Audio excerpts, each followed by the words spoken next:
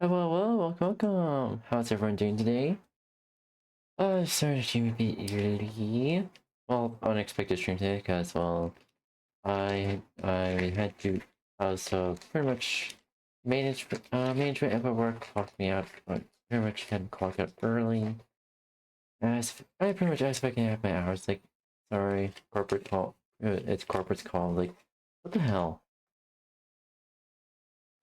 So yeah, I'm not gonna tell everyone how everywhere I work. We're pretty much yippers. Anywho, anywho, well, that's not the main part of the stream today. The main part is gonna be drawing, continuing drawing our challenge, and continuing our commission. So yippee!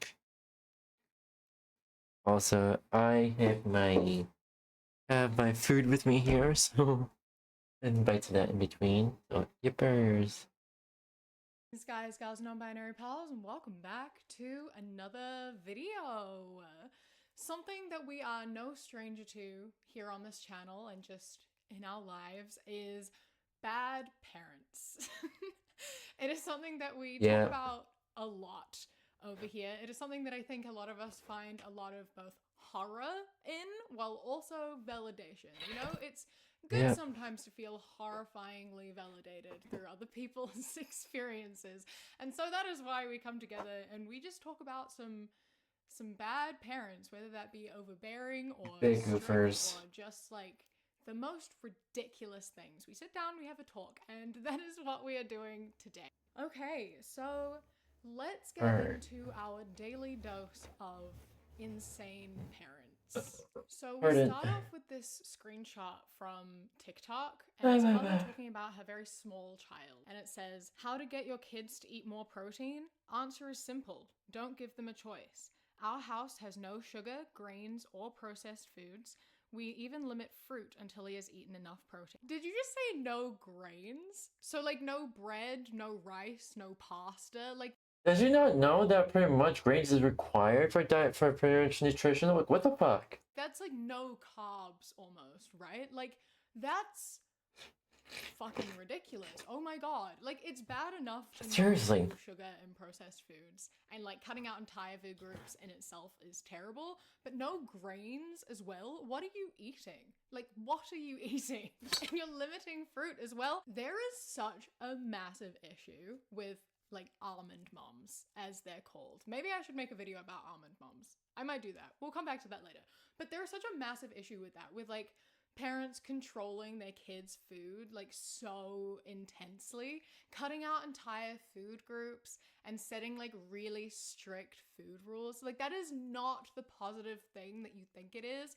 That's just instilling bad views of food and encouraging eating disorders. Like that's what it is. So many people who are raised with these types of parents and like strict food rules are going to develop eating disorders, whether that be restrictive because they spend their childhood being told food needs to be restricted, or like binge eating disorder because they've never been given the opportunity to like control their own food and eat what they want to eat. Like it's Seriously. setting kids up for eating disorders. And it's ridiculous that they don't seem to realize this or don't seem to care because I guess they have eating disorders themselves and are just putting that onto their kids as well. But like it is Hey not a Red, good welcome. How are you thing to doing? cut out entire food groups. You shouldn't be teaching your kids like this food is bad and this food is good. You're meant to be teaching your kids balance. You can eat sugar, you can eat processed foods, you can eat whatever you want as long as you also eat other things. You can get enough protein because you tell them why it's important to eat enough protein.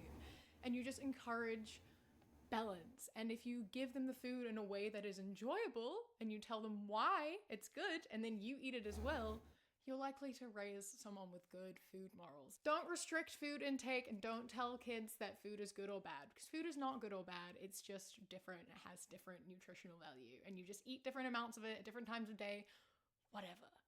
Just stop controlling your kids' food so intensely. This is a text between a daughter and her mother, and it starts with her mom texting, I figured it would be a lot on you next weekend, and I can't come over to you. Saturday is Miss Blank's mom's memorial. Sunday, Dad and I work the bingo, unless it's cancelled. I don't want you over here next weekend. I know.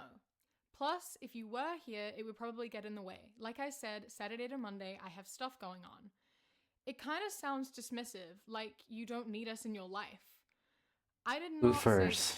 It sounds that way. We've always enjoyed Memorial Day. Cousin is already crying over it. Yesterday was a year that her spouse went into the hospital. We were both crying. No, but when you're here, it's hard to relax when you're asking what I'm doing or why I'm watching something. Good grief, of course it's all my fault. Of course. Thanks a lot, Mum. You gave us enough. I don't need you anymore. Bye. Thanks. I did not say any of that. Yes, you did. You can't relax with me? I enjoy and look forward to visits. I did not say I don't need you. Well, that's good. But I need you too. And my daughter enjoys the visits too. But I also need me time, and it's few and far between. I hope so. I miss her every single day and thought and prayed for her in church that she would start walking and talking. You are a mom. There's never me time. I would go to school and never have 5 minutes alone. I'd get you at sitter or you'd ride home with me. As you got to school age, and I couldn't even send you across the street to grandma because she was gone. Yes, I know there's no time, but a few minutes to myself would be nice once in a while. It's called a nap time, I guess. The entitlement. I love how many like ellipses were in here. I didn't say them out loud, but like every sentence from the mother, there was like 5 full stops because I don't know why. Just felt necessary for some reason. But like I just don't know why mothers, like these mothers, take everything so personally and take it so to heart. Like her just being like, I kind of just want me time this weekend. I don't get very much downtime and it can be stressful entertaining people. And she's just there like, oh, so you don't love me? Oh, so you don't need me? I see how it is. You just don't care about me anymore. You're done with me now that you're an adult. Like, no one said that. Literally no one said, you said that. No one said that. You don't need to read into these messages as anything more than what they are. It's not that deep. Sometimes people just need alone time. Sometimes people just need to like be with themselves, even if it is only 5 minutes. Yeah. Like, calm down. It's okay. You can see I'm doing okay. I'm doing okay. Just drawing and trying to relax. Hopefully, I just pretty much just want to get stuff done. Keepers.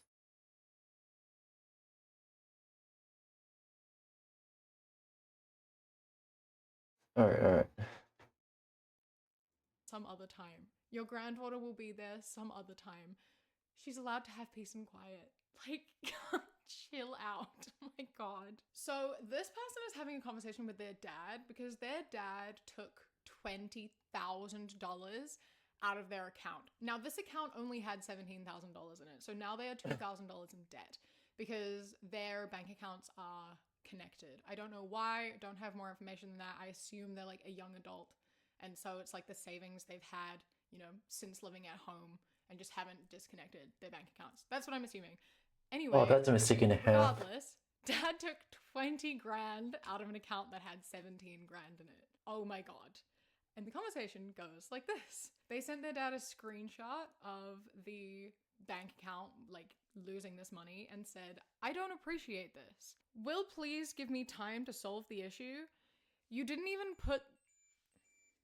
I got a Tamagotchi, and she died just before I started filming. And I made the decision to hatch a new one before I started filming because I didn't think about it. And I forgot how needy the little tiny babies are. So I apologize. I've got to like tend to her real quick so she doesn't fucking scream at me. You didn't even put the other 100 back in, let alone the fact that you put me 2,500 under. Somehow, how does that happen? Once is a mistake. Stop, will you? I'm about to drink now. Stop it. Well, maybe I wouldn't be freaking out if I wasn't suddenly put in debt. Give me time. Don't you guilt trip me. You are fine. Don't even try. Stop. You stop. I'm having a crisis too. Just calm down and I will resolve it. Yeah, that was fucked up and a half. Pretty much.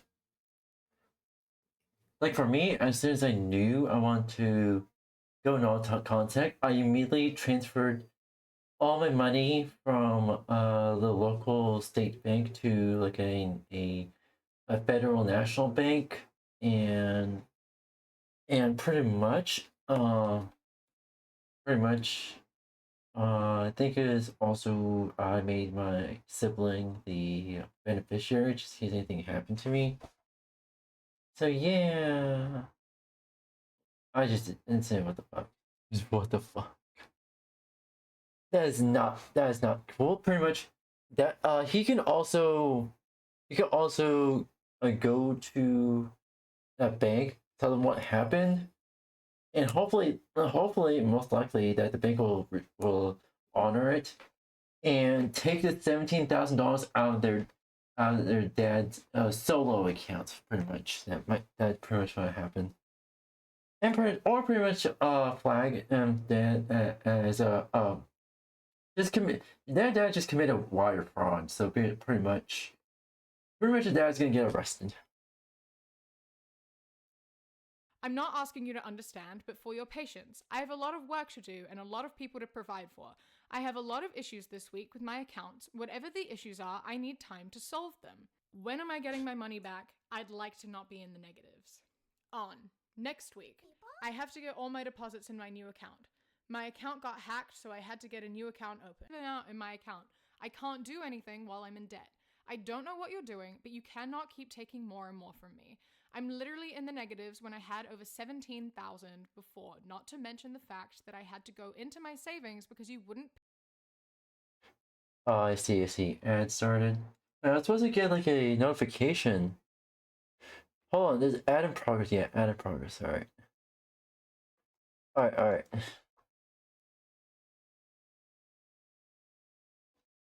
Alright. Time for a break. An ad started.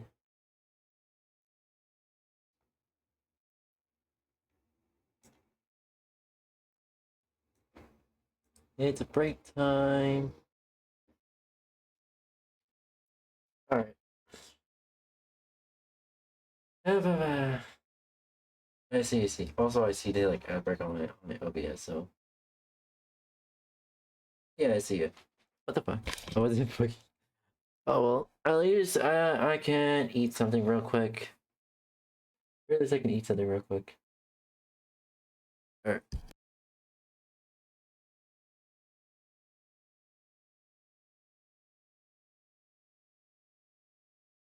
Anywho, how's everyone's day?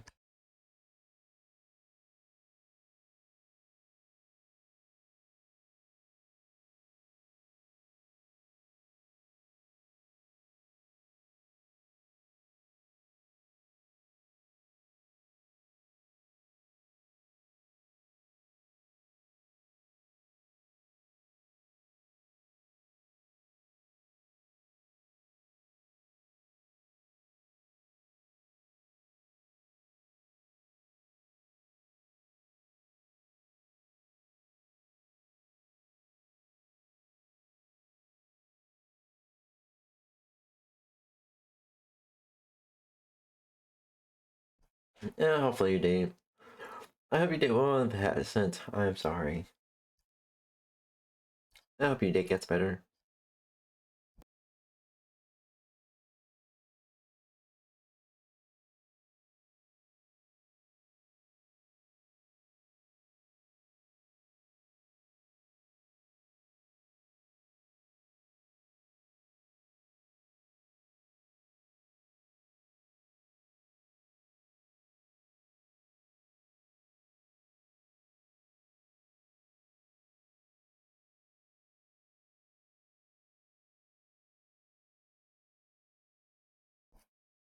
Oh well, welcome back everyone. Now time to continue drawing. Let's fucking go. Pay for mom's car after specifically saying that you would. I can't keep doing this. I'm not going to jeopardize my own financial situation to fund whatever games you're playing. Fix the problems that you started. I don't care what me telling me all or last time. I will sell off all assets and pay off all loans and loan from your dollars from your kid. And then when they're like, "Hey, what the fuck? Can I have my money back?" You turn around and are like, "You're abusing me. How dare you? I'm not." Where many parents do just try Yeah, I see. to spin situations completely and be like, yeah, well, like, you're my kid, so you have to be nice to me. I gave you everything. I raised you. So you just saying no to me, that's abuse. Like, bro. Also here being like, I'll give you the $15,000.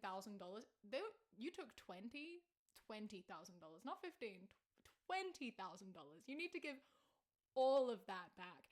Now, I would love to say in this situation you need to get the cops involved, but I don't know how it works if your bank accounts were joined. Like, legally, is he able to steal that 20 grand? Because No, he legally can't. I don't know how it works, but I do. So basically, with the joint account, pretty much I had asked this with like the local state bank that I had, and pretty much it's actually illegal to pretty much take money from like your child without consent. And pretty much, especially when your child's over 18, they can legally file a wire fraud dispute, and your parents can actually be arrested for that.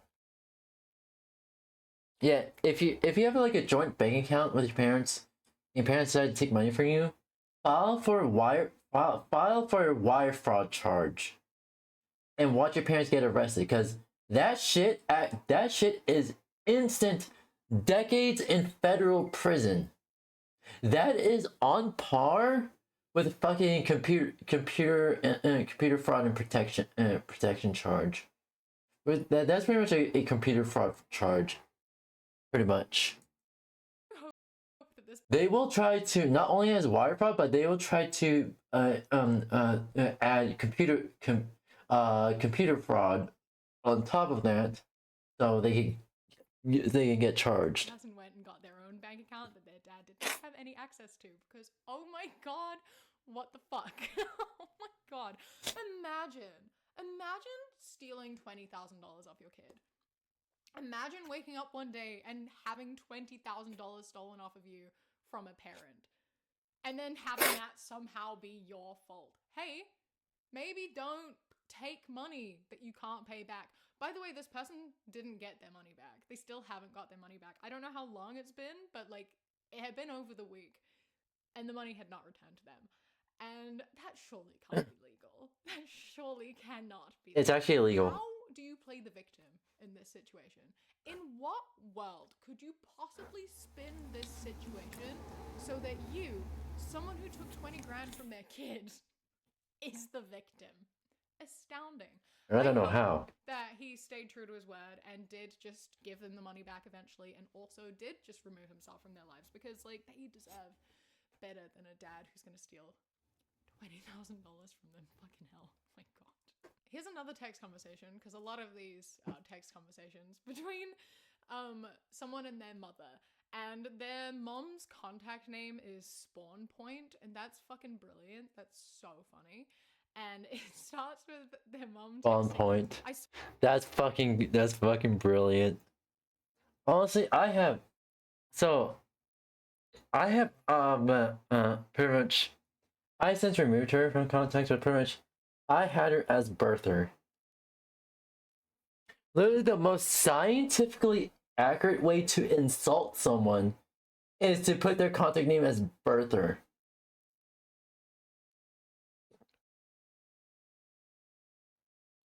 If you have like a strange relationship with your dad, or pretty much you have a shitty relationship with your father, put their name as a birth provider. Saw your Spotify last night. You listened to Back to the USSR. Please tell me my daughter isn't a communist. It isn't right. Question mark? It's a Beatles song. Lol.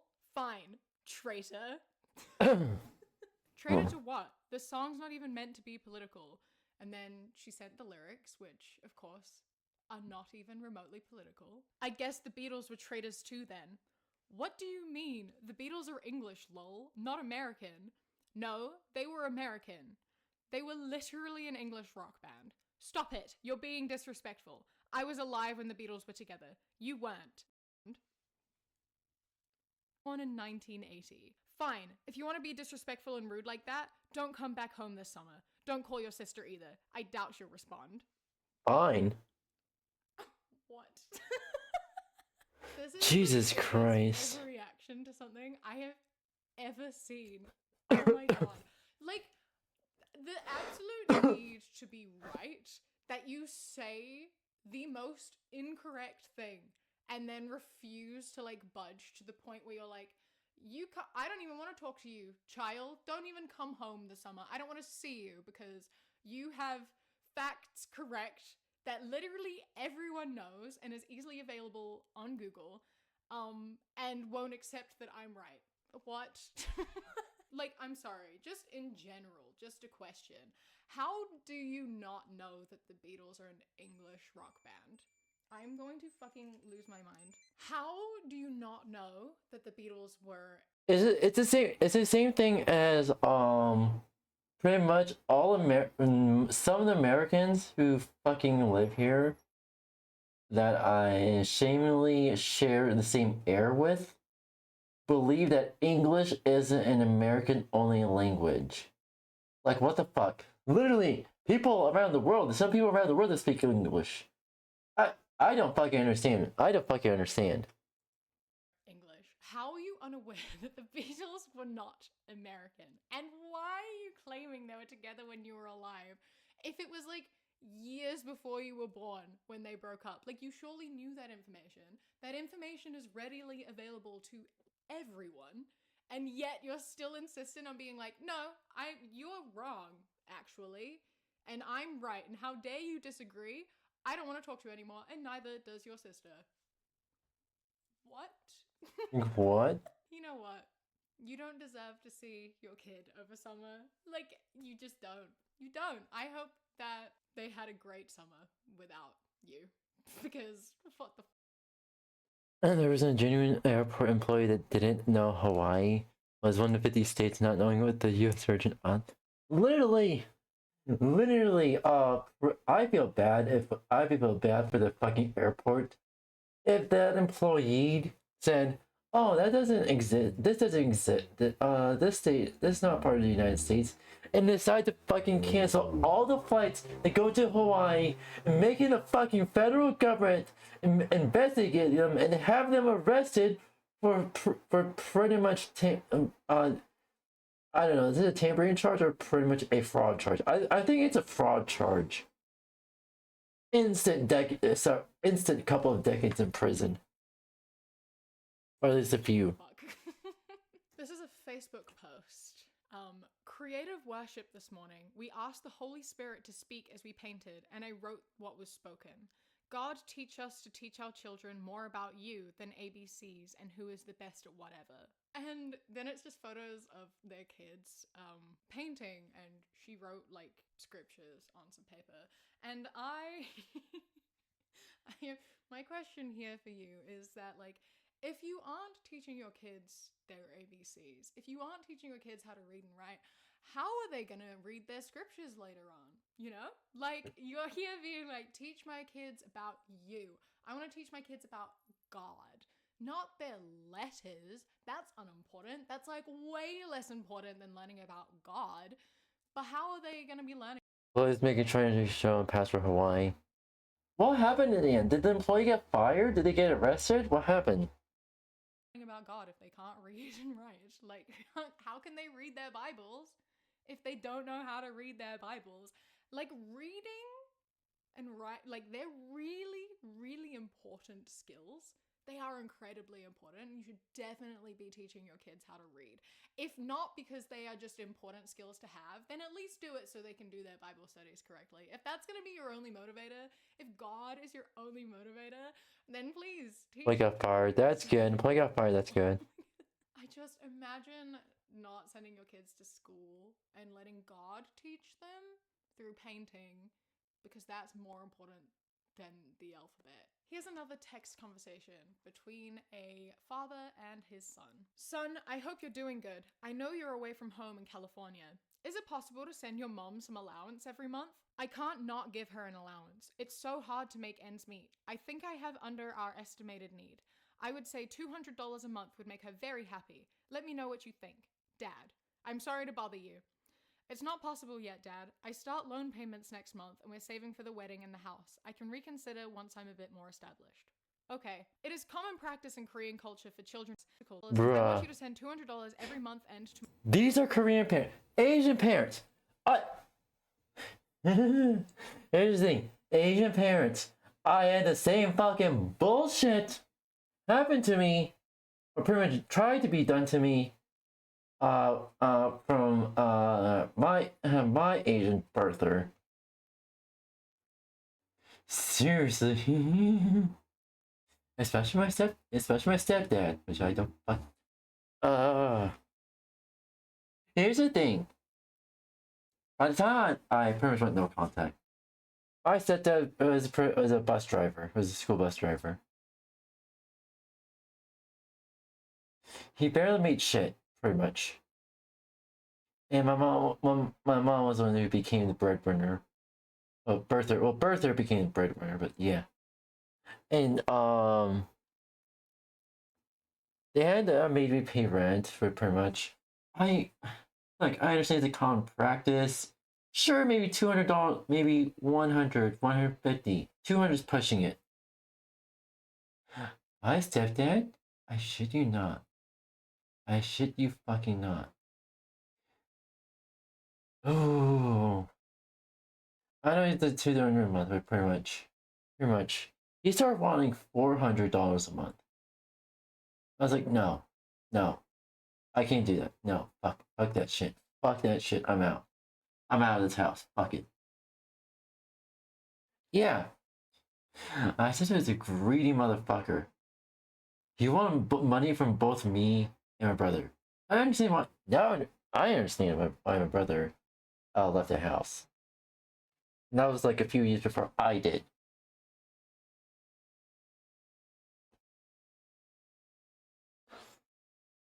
So yeah, ow.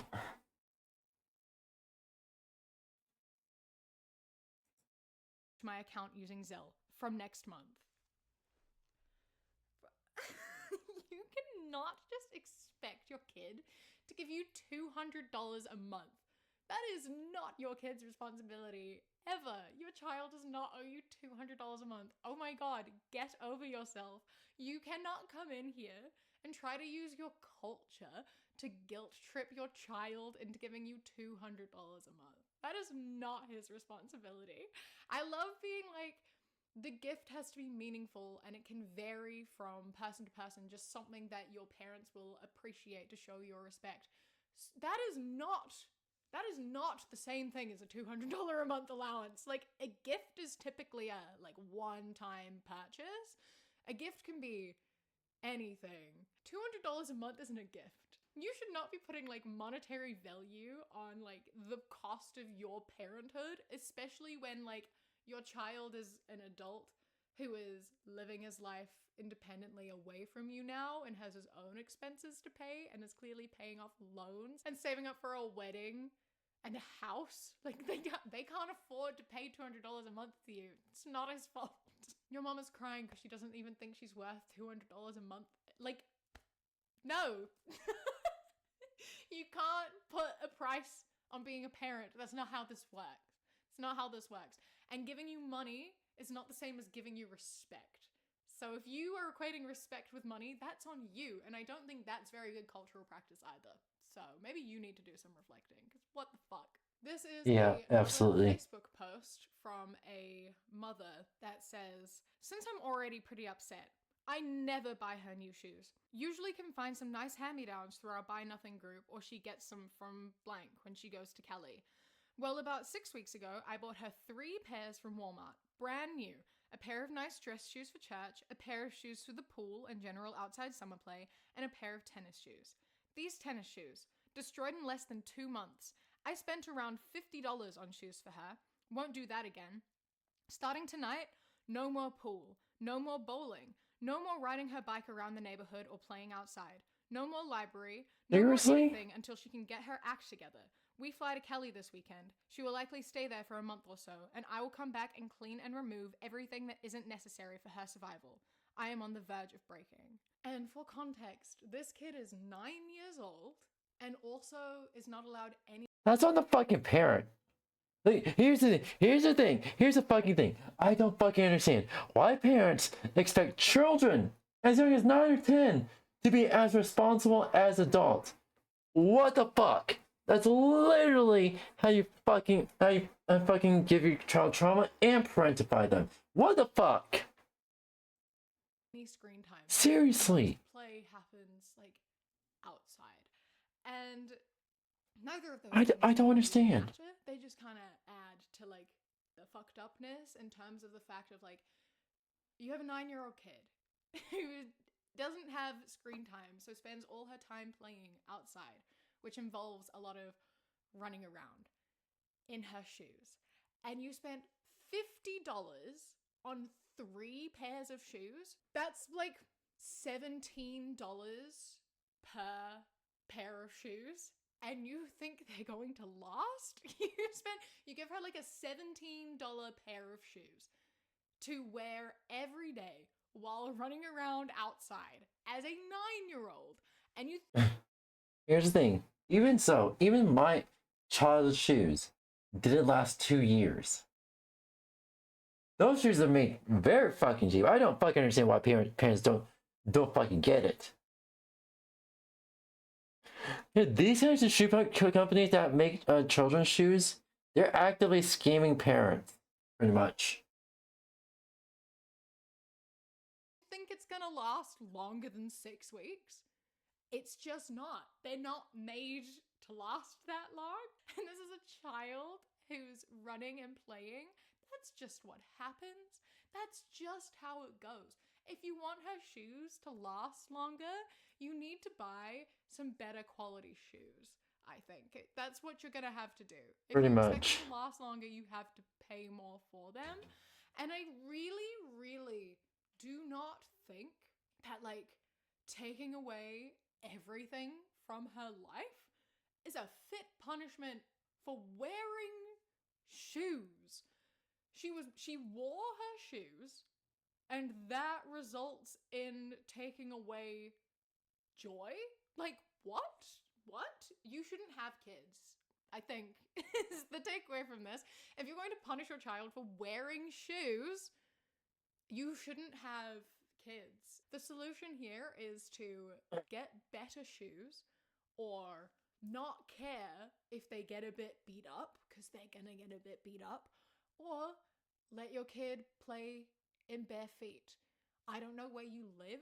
I don't know the area. Maybe that is unsafe. But where I'm from, we just run around and play in bare feet all the time. We don't wear shoes as kids. We're on the playground, we're in the park, we're just not wearing shoes. And if that's safe to do, then you save yourself an issue there, don't you? This is another conversation between a mother and their child, and the mother's like name is just the middle finger emoji, which I think really speaks volumes, doesn't it? Yeah. Where are you? Carlos, why isn't your location on? I'm going to take your phone away. Mom, I have my own apartment. I pay for my own phone. I pay rent. I have my own car. I'm not gonna have you tracking my phone and letting you see what I'm doing. Literally, if the mother tries to take your phone away, literally they could just go to like roommate or pretty much a neighbor, get a theft charge on the mom and have the mom arrested. But here's the thing I don't understand. Why doesn't these parents, they think they understand the law, but they actually don't. They think they can take away things from adult children. Sure, it may be an issue, it may be iffy from living on their head, but if they're living on their own, they do that, they're gonna get arrested. And the parents are not gonna like it. Here's the thing, I've seen parents that get arrested and they try to beat up the cops for it. They try to beat up the cops, and pretty much they got tased, taken down. And I think there's 1 or 2 cases where the father got shot. But yeah. And my search history. The last time I checked, you were selling drugs and smoking cigarettes with your little gang friends. 1, I was 16 and 17, and I quit both. And my friends are actually good people, unlike someone I'm currently talking to over text right now. I'm taking you to church. I'm on my way now. There isn't mass at 6 p.m. on a Tuesday. This person's 22, by the way. So I love the, like, last I checked being 6 years ago. Like, you haven't checked for a while then, have you? Not really been keeping up to date with what your kid's doing. And for someone who seems to not know a single thing about your child, you really seem to want to know a lot, like need to know a lot. Why? How? How are you threatening to take away the phone of your kid who is an adult that doesn't even live with you? How is that something that occurs? How does that even come through your mind? Hey, turn on your location or I'm gonna take your phone. Ma'am, that is a grown-ass adult who doesn't owe you shit. Who doesn't live with you. Like, what are you doing? What are you doing? That level of entitlement is fucking ridiculous. Imagine if your mother did that to you. That's what always makes me laugh about these things, is that these parents are obviously also fully grown adults living independent lives, and they have these like over controlling things where they're telling their grown ass adult children to send them their location. Imagine if their parents did that to them now. They would be like, what the fuck? Why do I owe you that? I'm an adult. It's like, yeah, exactly. You're an adult. Your kid is an adult. You need to let go. You shouldn't have even been doing that shit when they were younger either. But like, come on. Come on, the threat is ridiculous. You try to steal your kid's phone and you're gonna get arrested because it's not your property. Once again, another conversation between mother and child. Have you considered— Parents probably already know that, and they're still gonna try to do it and be surprised that they're getting arrested for it. I've seen parents like that. They did get arrested for destroying the children's property of their own home, of the child's home. I think I seen where the parents were destroying property of the child's home, and they both got arrested. And then extended family tried to do the same thing, and all of them got arrested. Some people just don't have fucking common sense. that I'm tired of listening to your problems? It's not only exhausting, it's annoying. I'm not your therapist. I am your mother. I didn't say you were my therapist. I answered honestly when you asked me how I was doing. And I mean, I'm not a parent or anything, but if I knew that I was one of the first people my kid came to when they felt sad or upset about something, it would comfort me to know they trusted me enough to seek out my help if they needed it. So I must be the worst mother in the world then. You are the worst mother in the world. The level the level of lack of self-awareness is astonishing. That line. Mom, I didn't say that either. All I know is that I never felt entitled enough to ask my parents for anything. I never assumed that past 18 they owed me help or assistance. Since you think it must be so easy to be a parent, I hope you do become one. I hope you have a daughter just like you. Maybe then you'll realize that even though I may not have been the best mother on the planet, you weren't the easiest child to deal with either. I don't think it's easy to be a parent, but I do think that I was and am your kid, and that when I have one of my own, I plan to do things differently. I hope I have a daughter just like me too. I think it would be incredibly easy to love her. That last line, fucking is so beautiful and powerful. And I saw people talking about this on Twitter the other day of like, yeah, having a kid who's just like you and realizing how easy they are to love. Like, ouch. Such a lovely revelation to come to though. Like such a lovely realization to be like, if you felt unlovable as a kid, but then you have a kid like you, to realize that it was never your fault. You are lovable. You just had crappy people around you. And I know that you can tell yourself that, and you know that as an adult it was never your fault because you were a kid, but that like validation is painful and beautiful. But anyway, the whole conversation it's fucking that line of being like, if I was a mother, I would be happy my kid came to talk to me, and just turning around and being like, oh, absolutely. So I'm the worst mother in the world then? It's like, oh my god, why did you jump there? No one said that. You're the one reading into that. If that's how you interpret that, if that's how you feel, then that sounds like you have some healing to do. That's some reflecting that you've got to do on your behalf. And then switching and turning that, being like, I might not have been the best mom, but you weren't the best kid. Like, fucking hell. This just started with her being like, I'm not Yeah, doing fucking hell with that. Fucking hell. But seriously,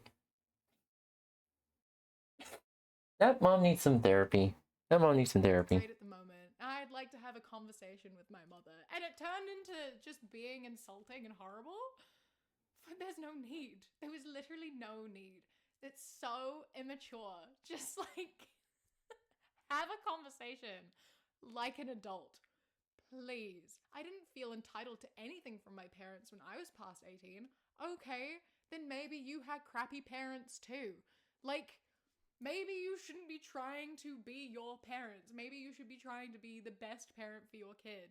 I didn't feel like I needed anything from my parents. I didn't want anything from them. Okay, but surely you want your kid to trust you. Surely you want to have a good relationship with your kid. Apparently not. Another text conversation between mother and child. Is there something wrong that you don't want to accept a gift of outdoor furniture from us? I'd really like to know and understand. It seems like there's some growing issues between us, and I'd like us to resolve whatever it is. No, I just have a lot on my plate and things slip through the cracks. That is the same reason why I haven't ordered our dehumidifier yet, along with a dozen other things that I'm trying to keep up with. We both really appreciate you guys being willing to get us patio furniture. We just have not sat down and looked at it together yet. I love you, but we do need to talk about boundaries today when I stop by. What do you mean? What have I done? It would be better to have a conversation face to face, I think. I don't think so. What's the problem? This is a conversation I want us to have in person to reduce any miscommunication. You know what? I'll just have your dad bring your stuff to you and we'll be done. I'll be out of your life. You don't have to talk to me, answer my texts, come over here, or even let me do things for you. I'll send you the bill for what you owe me, and when it's paid, we'll separate our banking accounts. No worries, I'm out. Wow, not what I was expecting. You'd rather opt out of my life instead of having an adult conversation in just a few hours? If that's how you'd like to play it, I will respect your decision, but that is not what I wanted. I believe I'm just giving you what you want. I've tried so hard to be a part of your life, but you just keep shutting me Seriously. out. It's not what I want. I just have to keep my sanity, and constantly getting my heart stomped on is having a significant impact on my health. It's become obvious that you don't want to spend time with me, you don't want to text or talk with me about your life, we are no longer close. I don't know what else to do. Just outline your boundaries here for me so I understand what the problem is from your perspective. I really need the outline, please. You can believe that if you want, but it's not true. I'm not sure where you're getting that I don't want to spend time with you, as I'm trying to set up a conversation in person. When you're ready to do that, let me know. Again, I love you, whether you want to believe that or not. I'm trying to make it so our relationship can be better, not worse. Then what are the boundaries? Again, we can talk about that in person. That's all I'm saying over text. Well then, we're done talking. I'm out of your life. You and have a nice one. Hope you're both very happy together. Got it. And then they stopped sharing their location. Log out of Prime Video. You no longer have permission to use it, and you no longer have access to my Prime account. You'll get the latest order coming this well, then you'll be done using it. You can also make your appointment with, as we won't be going together. If that's what you want, I will respect it. You give up so easily. You confirm what I suspected. You'll need to come get your storage stuff or I'll be getting rid of it. No, I'm just not fighting you on this or chasing you. I told you multiple times I wanted to talk in person, but you made it clear it had to be your way or else I'm not your daughter anymore. I'm not falling for that type of manipulation. And okay, when is your deadline for picking up my storage stuff? Yep, I knew manipulation was going to be thrown at me. I can't be accused of that if you're not around. I asked for boundaries. It alphas to be on your terms. I can't be accused of that if you're not around. So the mom literally admitted that she is trying to manipulate her daughter to get what she wants. The mom literally slipped up and fucking admitted it, that she's trying to manipulate her. Oh, she done fucked up. She done fucked up. Manipulation? Huh, it goes both ways. Ask your dad about your stuff. Telling you I want to talk in person about boundaries is not First, that's an admission of attempted manipulation. Second, manipulation. You don't want that's me not how manipulation works. Yeah, the mother's pretty much doesn't have a single fucking brain cell. around. I'm not going to be around. You haven't loved and respected me as your mom in years. I can still remember being told to get away from you in stores. Your way or the highway is exactly what you're accusing me of, but it's the same. My heart is breaking. Is yours? That's the difference between us. You want me out of your life. I'm finally ready to stop being disappointed and having my heart stomped on. When and pretty much what parents don't often know, what shitty parents don't often know. That's pretty much. There's a point where your child just doesn't want anything to do with you, and that could be from months to years. For me, that was since I was around 16. I just didn't want to do anything to do with parents. Unfortunately, I wasn't able to make my escape until I was 23. If you want me as a real person in your life, I want that. I'm just not that important to you, and I have to take care of me now. That means setting my own boundary and not being the whipping post anymore. I'm sure they all covered now. What the fuck? Oh my god, that was much longer than I expected. It just kept going. This is ridiculous. A ridiculous overreaction. Oh my god. I love that just started with, we need to have a conversation about boundaries, and just went into being like, you hate me, you manipulate me, you don't want me in your life. Like, where did you draw all of this from? Imagine being so afraid to have a conversation about boundaries that you then cut your daughter out of your life and somehow make it into her fault. I so respect how she was handling this though, the daughter, like in the way of like not ever losing her cool, like was anticipated, like not apologizing, not walking back. Hi Ark, hi Arky Ark. How are you doing? How are you doing today? How are you doing, cutie? Have you been a good girl? Have you been a good girl, Arky Ark? Hello, Blitzy, and hello, all Blitzies who just joined. Welcome. Nothing. Just carrying on, staying very like explaining what was going on and being like, I'm just asking to set boundaries. You can do what you want. If you want to end the relationship, you can do that. Because it just makes the mother look more and more. Arms hurt, yes, same. Ooh, okay, it's good. Yeah, doing okay. Unfortunately, I was pretty much, I had to clock out. Pretty much, Android made the call to clock me out early. And so I'm just doing stream to actually like try to make some money. So that.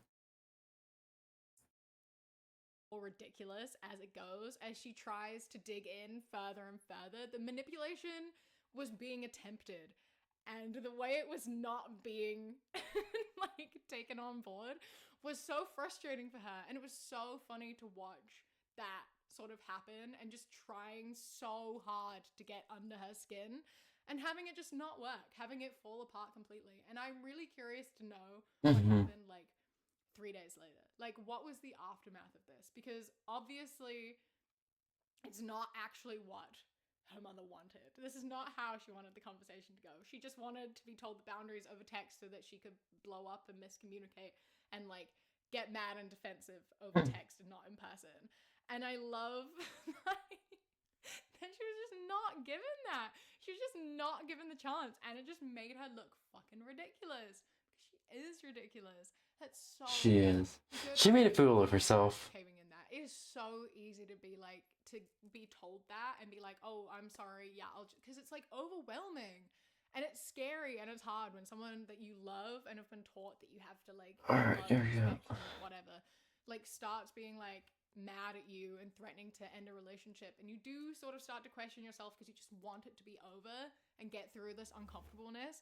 So sticking it out is like truly incredibly admirable, and I love the way that this played out. And like, you know, no fucking loss, really, is it? It's on her to take the step to fix the relationship. If she wants, she can do that, and like, you know, responsibility free. When you've tried to set boundaries and she won't respect them, that's on her. Just, I'm obsessed with the way this exactly. I fucking laugh so much at how some of these like narcissistic mothers respond and act and try to manipulate and turn it back on you, and it's like fucking astounding. It's horrible. It's horrible. It's not funny. It's like truly terrible and it sucks so bad. But as an adult, when you're in the position of having power and control over the situation and like you aren't at the mercy of said parent, like you don't have to have a perfect relationship because you don't live with them, like it literally doesn't matter. It's so good.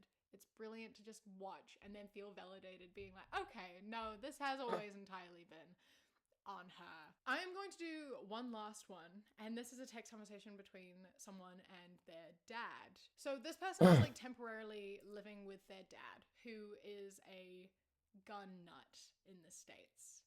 Just keep that in mind. Oh, Hey no. Dad, I'll have a ride home. I'll be getting one with an earlier shift, so I'll be home about 12:30ish. And then after getting home, texted, next time, instead of freaking out, can you please just ask if it's me? Like, I feel like I was literally a second from getting my head blown off. Probably because I was. Thanks. Lol, you weren't even close. Thanks for the vote of confidence. I didn't see this earlier. Thanks for the apology for scaring me. Don't worry about it. So, she got home from work early, and her dad hadn't seen the text that was happening. And so the correct response to obviously someone coming into the house at the wrong time was to pick up a gun and point it at them. And then not even apologize. Not even apologize. You pointed a gun at your kid. And she was like, hey, man, maybe don't fucking do that. And you're like, yeah, but I didn't kill you. And? What the fuck? What the fuck? If your child or anyone, if there are people staying with you in your house and they're not home and you know they're going to get home at some point in like the early morning, and then even if it's not the right time, you hear someone come into the house, you really should just assume that it's that person. You know, like, how is the first thing you do grabbing a gun? Like, my first thought would be, oh, they must be back home early. But no, nope. It just seems very much that this man just wants to shoot someone with the excuse of trespassing, because like that should not be the first reaction that you have. That's terrifying. Like, if it's that easy to get into your house, you're clearly not trying very hard to deter people. Like, you could get a Ring doorbell if you're that paranoid. You could get higher security if you're that paranoid, instead of just like listening for someone coming to the door and then picking up your gun and being like, I can shoot someone. That's so scary. That's so scary. I find it so terrifying, the idea that like people just do that too. Like, will kill an invader of their house. Putting your property over the life of someone is so horrifyingly fucked up to me. Someone could come into my house and take everything I own. Literally, they could take everything I own. And there's not a single piece of me that would want them dead, let alone at my own hands. There is really nothing anyone could do that would ever make me want to kill them. There's pretty much nothing, I would say. That is, and it's astounding to me. Seriously. Someone entering your house. There's probably someone lives in the South, more specifically Texas. Is enough for you to be like, I'm gonna shoot them. What the fuck? Especially like, you know, and you know it's not just self-defense because he went out there. He didn't just stay in his room with his gun to be like, I'll defend myself if they come in here. It was actively going and finding them and pointing the gun at them. That is attempted murder. Come on. And they didn't even apologize. People are scary. People are fucking terrifying. If you are that type of person, you shouldn't be allowed a firearm. In my just personal opinion, if you were just trigger happy, you should not be allowed a firearm. Anyway, this has been our dose of insane parents. I think that they were pretty horrible today. Yeah. Just like, some people shouldn't have kids, and some people need to just reflect on themselves and their communication. Exactly. I hope that you enjoyed. Don't forget to leave a like, comment, and subscribe. I hope that you enjoy the rest of your Alright. It's time to for the next video.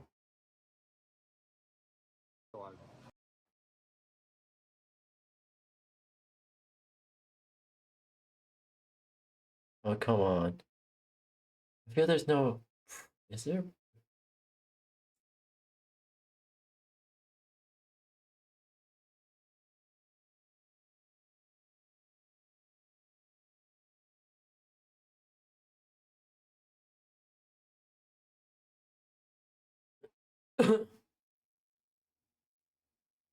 Pretty much. Resize this. Here we go. Alright. How's everyone doing today? Hopefully everyone's doing well. 4.93, 1.83. Those are horrible. They're Another so one, off. 5.62, 2.53. Oh my god. You said we don't even have a way of reweighing this stuff. No, you can't reweigh it? No. Did he just say that Walmart employees don't have a scale in the meat department? There's no scales in the back for weighing. Do you remember that? Is he going back there? He's going back there! All right, you guys. All right. To cry. Roast keep this press. We'll have Mark. You sit, look, keep knocking. All right, You let's see weigh this. these one by one. Okay. 4, 5.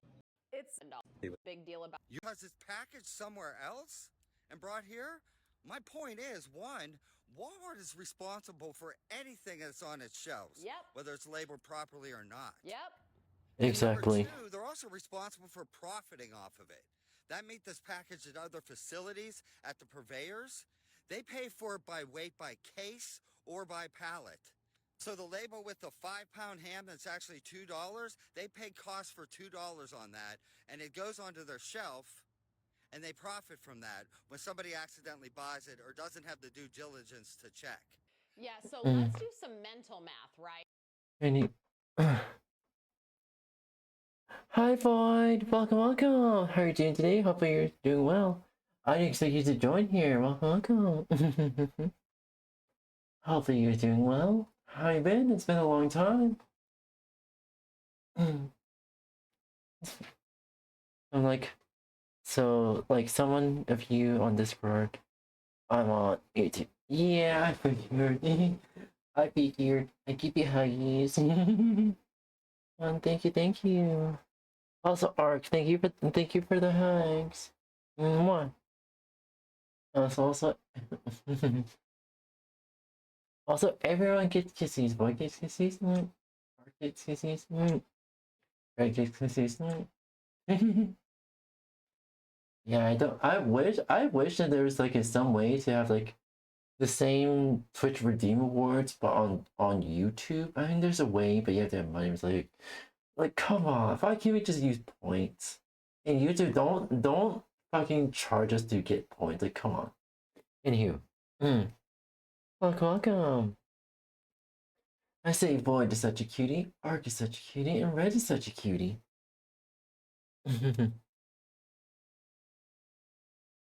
What the fuck?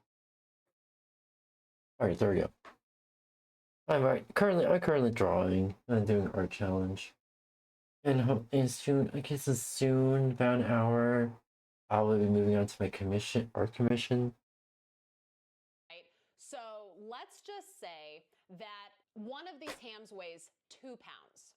And the price that Walmart is supposed to pay is $5 per pound. That means that Walmart is paying $10 for that ham. But then the incorrect weight is put on the label, let's say 5 pounds, and they are doing their markup. Obviously, Walmart is not going to charge people what they paid, their cost for the ham. Let's say that they're going to charge their customers $11 per pound for the ham or the piece of meat, whatever. They're gonna mark it up by over double, but they're getting even more than that because the weight that's printed on the label, the calculation that calculates the price of that piece of meat is also more. So if Walmart has an item that has 5 pounds on the label times $11, they're gonna charge you $55 for a piece of meat that they paid $10 cost for.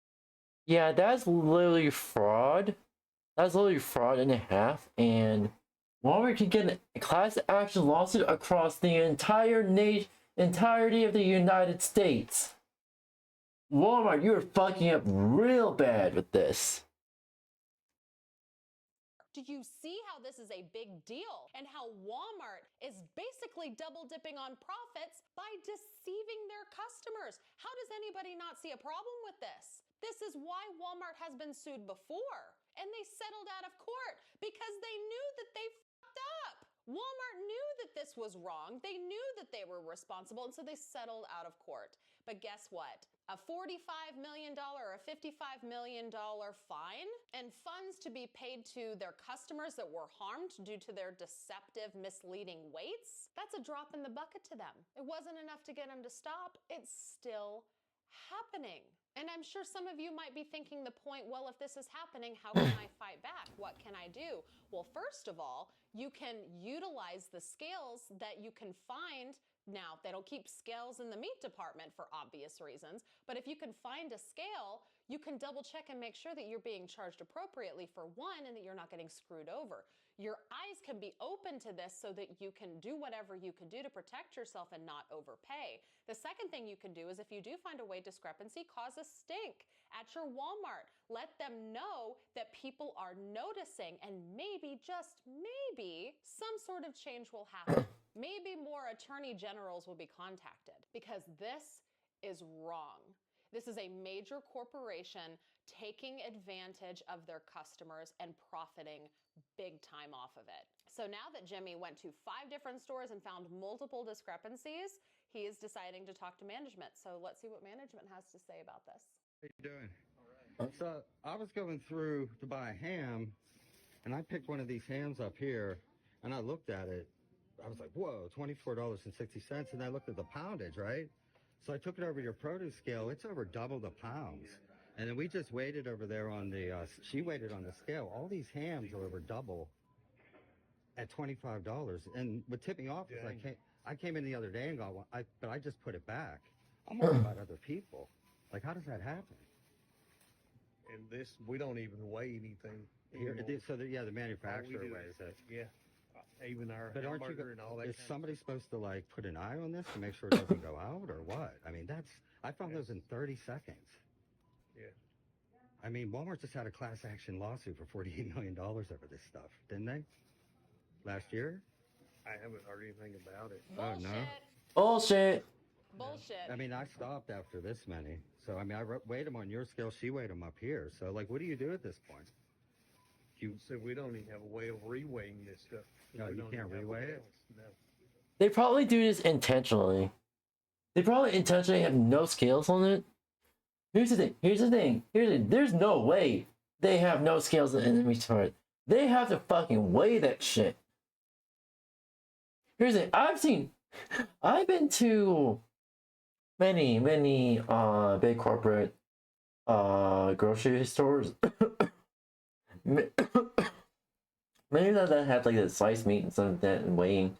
They have fucking scales. So that's fucking bullshit. There's no way Walmart doesn't have a scale. Or if a customer asks for a few slices of ham. Like, come on. So, I mean, You I'll don't just have a to scale? cleanse it out. Is that what you do?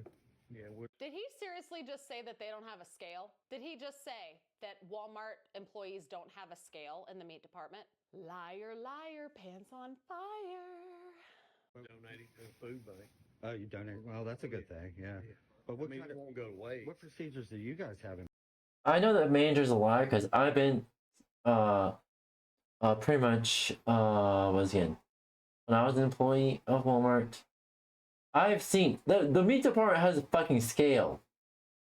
Because the manager's fucking lying. The manager's fucking lying. In place here to make sure that like this doesn't happen I'm again. gonna send it up to our home office. So Okay. they can contact Like whoever. do you have training procedures for people who put meat out? Like, do they look at the prices like I just did and say, wow? I mean, that throws you off. Obviously, we don't. But, Yeah. I'm I mean, gonna this show is it to the- this. I mean, them. I mean, what is it? Yeah. Kentucky Legend. Yeah, they got something to do. They got some work to do there. Yeah. Because we this do. is just one Walmart. This is 30 seconds. I found that. 30 Yeah, the fucking thing is, seconds. millions of people, or millions of people shop at Walmart. They make Walmart makes Walmart makes $2 billion. Like if those went out, we probably pay. you pay the real We weight. pay them. Yeah, but Walmart paid I don't know. the real weight price because I don't know. they pay by the case weight or the case pallet, not by the label. I don't know. You don't know? I don't know how they. I mean. Yeah, I'm pretty sure that they. This manager is in no way equipped to handle somebody that has any sort of knowledge about this kind of thing, and I bet he is shitting his pants right now. Look at that face. Look at that face. That looks like the face of someone who is dropping a couple of browns in their britches. You get what I'm saying? They'll weigh the case. Yeah. The case weighs, despite what the labels say. So if those all went out the door, Walmart would have profited like a few $100s just off those 6 hams, or 7, 8, whatever I have there, right? Yeah, sorry about that. All right. Well, Sorry about Hey that. guys, I'm here at Walmart again. This time I'm here for a different reason. This time I'm here because I'm very curious about the scale thing. In that video I made with the food coach, when I showed him all the hams that were almost double or more than double the weight, he told me that they didn't even have scales. Jimmy is so relentless about this, and I absolutely love it. I love it too. Absolutely link him down below if you want to go support him and follow along and see what he's able to accomplish with this mission that he is on about this. So Walmart, in the video that I made, Walmart said they don't have a scale. There was no scales in the back for weighing. Do you remember that? Is he going back there? He's going back there! There's a scale right there. So they're lying. Yeah, back there! There's a scale. There's a scale right there. So they're lying. Yeah. What do? Yep. They lie. Instead of training people with proper procedures, proper policies, and train their managers to do the right thing, they train them to lie, blame shift, and deceive. Yep. You can only use that excuse so far where you're like, well, we don't package the meats. We don't do that here. But you're still responsible for what you're selling your customers. There still needs to be checks and balances. This is illegal and they are going to get sued again. You watch. So before this lawsuit, They're gonna get, here's the thing. They're gonna get sued even bigger this time. This is not gonna be just a class action lawsuit. This is pretty much... Yeah, this is pretty much a national lawsuit. This is a federal lawsuit. They settled out of court for the $45 million. The catalyst for that lawsuit was chicken. So we saw Jimmy find a lot of ham that was all, deceptively priced due to inaccurate weights on the label. But surely they fixed the chicken problem, right? Surely they fixed the chicken problem because that was the catalyst for their last lawsuit. The chicken's okay, right? Like, they fixed that. Walmart. That don't weigh no 4.66 pounds. We'll use the scale. 4.66? No. 2.37 pounds. Half They're the ripping weight. people, straight ripping people off. I'm going through every single one of these. Fucking scammer. Well, unfortunately, they didn't fix the chicken.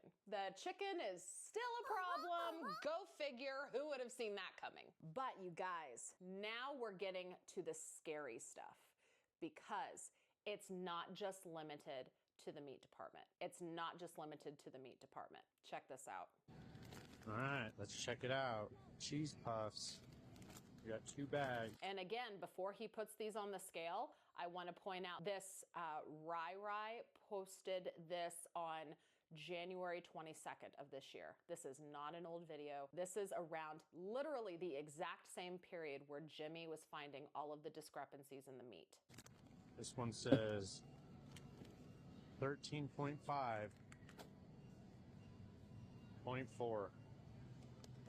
So now the weight is doing by pound. It's ounces on the bag. So if we're looking at it by ounces, 1 pound is 16 ounces. That bag of cheese puffs is supposed to weigh 13.5 ounces, which is a difference of 2.5 ounces. Just to do easy math, 1/2 pound would be 8 ounces, right?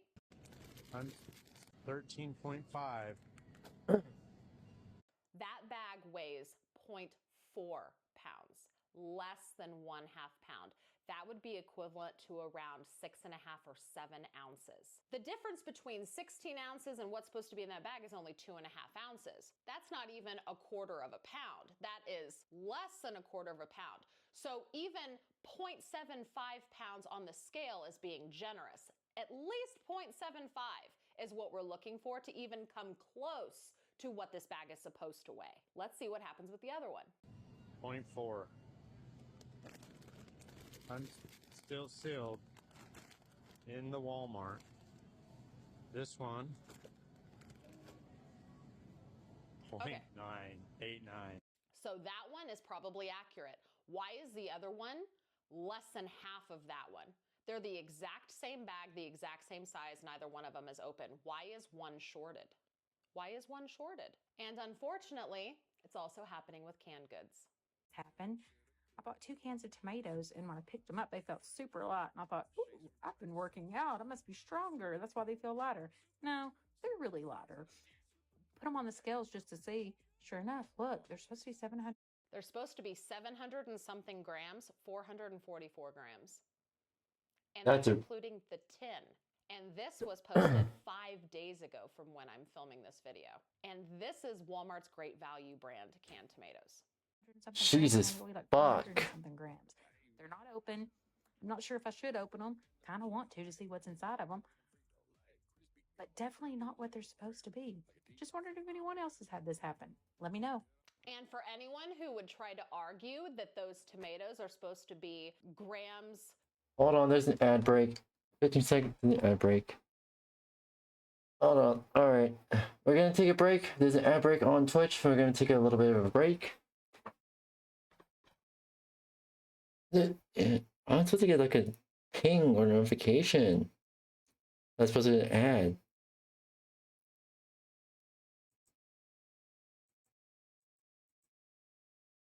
Alright. Now we're in Ben. We're doing good. Yeah, have a little bit more of my dinner real quick.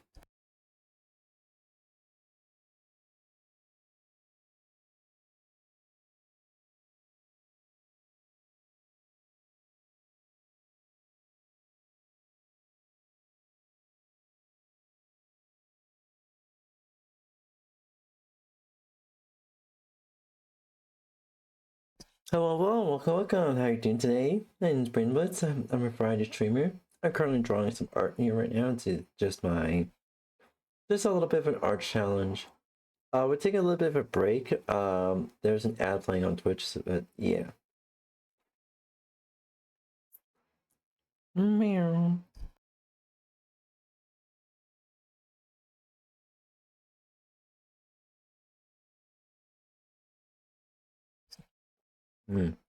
Hello, welcome back.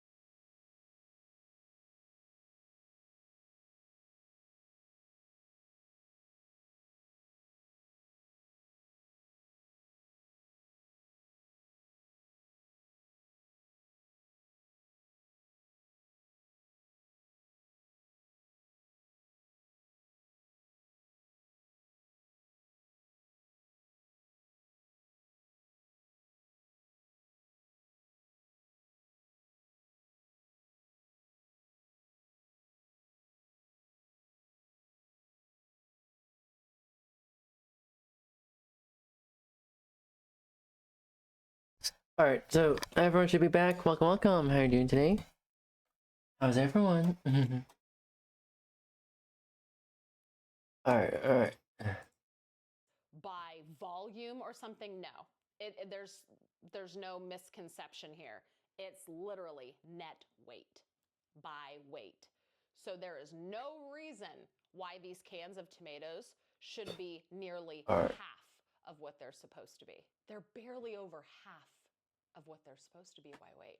So it's not just the meat department, it's literally everything. So let me know what you guys think. Have you found any of these weight discrepancies yourself? Let me know down in the comments below. If you like and appreciate these kind of videos, remember to hit the Alright.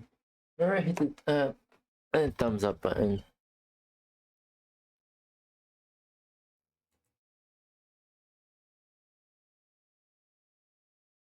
Remember to hit the button. The buttons, or the button. Or the button and a half of a button and a half. Buttons.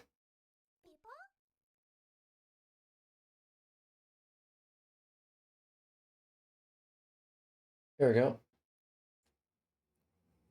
I like the fucking pause on her face. She looks fucking high. So recently in the media, there have been a lot of reports about female prison officers sleeping with male inmates. And according to the Daily Mail, one female prison officer is sacked nearly every month over flings with male inmates, prompting questions over whether they can be trusted in jails holding the opposite sex. So yes, these shenanigans have indeed stirred up some debate about whether or not we should be keeping prisons completely segregated, meaning only female prison guards in female prisons and only male prison guards in male prisons. Because quite clearly, some people... I've seen cases where it's a male prison guard who is getting with the inmates, and the female prison guards who is getting with female inmates. But yeah. Sometimes you can segregate them, but it's not gonna solve the problem completely. You gotta have like actual like federal level consequences. Like literally give them a felony charge and their own criminal background. have no idea how to behave. And there have been multiple cases of sexual misconduct, like this one, for example. This woman was filmed bonking a prisoner in his cell while on duty. The video was recorded by another inmate and it was then uploaded online. Apparently he was recording it because she intended to post it on her OF page. I don't know if that's true or not, because they discovered she had an OF page that was kind of inactive. So I don't know if she actually intended to do that or if that's just a story that people made up because of the fact that she had a page. But the footage somehow made its way onto the internet and then it went completely viral. And she was then pursued by police, and they arrested her at the airport as she was attempting to flee the country. At her court hearing, she did admit to the fact that she had had another incident with the same prisoner earlier that day, and they also discovered during her court hearing that she'd had at least one other incident with this same prisoner at another time. In the judge's words, the video was not an isolated incident and she pled guilty to misconduct in public office. As a result of that, she was sentenced to 15 months, serving half of that in custody and the other half on license. So the video that she posted online following being caught for all of this was quite interesting, because she seemed a lot more bothered by the fact that people were monetizing off of her story and some people were choosing to impersonate her on OF.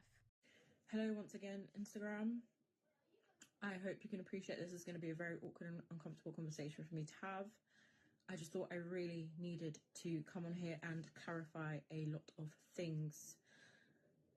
First thing being, there has been a lot, and I mean a lot, a tremendous amount of fake profiles of me that have been monetizing off of my misfortune, this scandal that the entire world has somehow managed to be involved in. I have not monetized. Yeah, no shit. Bit at all. This is my only social media platform and I only just activated it again. So if you do come across fake profiles of me asking for money, please don't fall for it. There's been a lot of GoFundMes and fake OnlyFans accounts that are not me. And I do apologize if you have fallen for it. I honestly, but from the bottom of my heart, I apologize. But I really want to clarify that this is my only social media account and I just came back on. On the topic of impersonation, I thought it very important for me to address this very distasteful subject of OnlyFans creators impersonating and pretending to be me and recreating the scenario of said scandal which I am involved in. Very, very distasteful for you to monetize or advertise yourselves as me for OF content. It does interfere with my trial, but furthermore, it is incredibly, incredibly distasteful. Please, if you are an OF creator, refrain from tagging said prison. We all know the name of the prison. Please refrain from tagging HMP Wandsworth on your stupid videos. There are other jails in the world. You don't have to pretend to be me. It's very distasteful. Thank you. And lastly, I wanted to tell you all that you do not know my side of the story. The media has a great way of getting a narrative and twisting it for its own benefit. The media love Sure. and sensational, and they sensationalize everything. You don't know my side of the story, and we'll leave it as that for now. I am really curious to know what she could possibly say that would help people to understand why she ended up doing what she was doing with a prison inmate. Also, Void, I do have like a Discord on my channel page. Wonder if I can do this real quick. Put this on.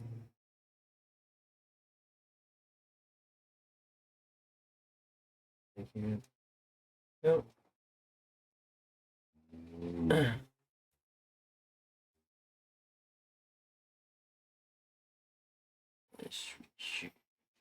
But yeah, Void. If you want, you could go ahead. My Discord page is linked in my channel. I'm also gonna link my Discord on YouTube as well. Here we go. There you go.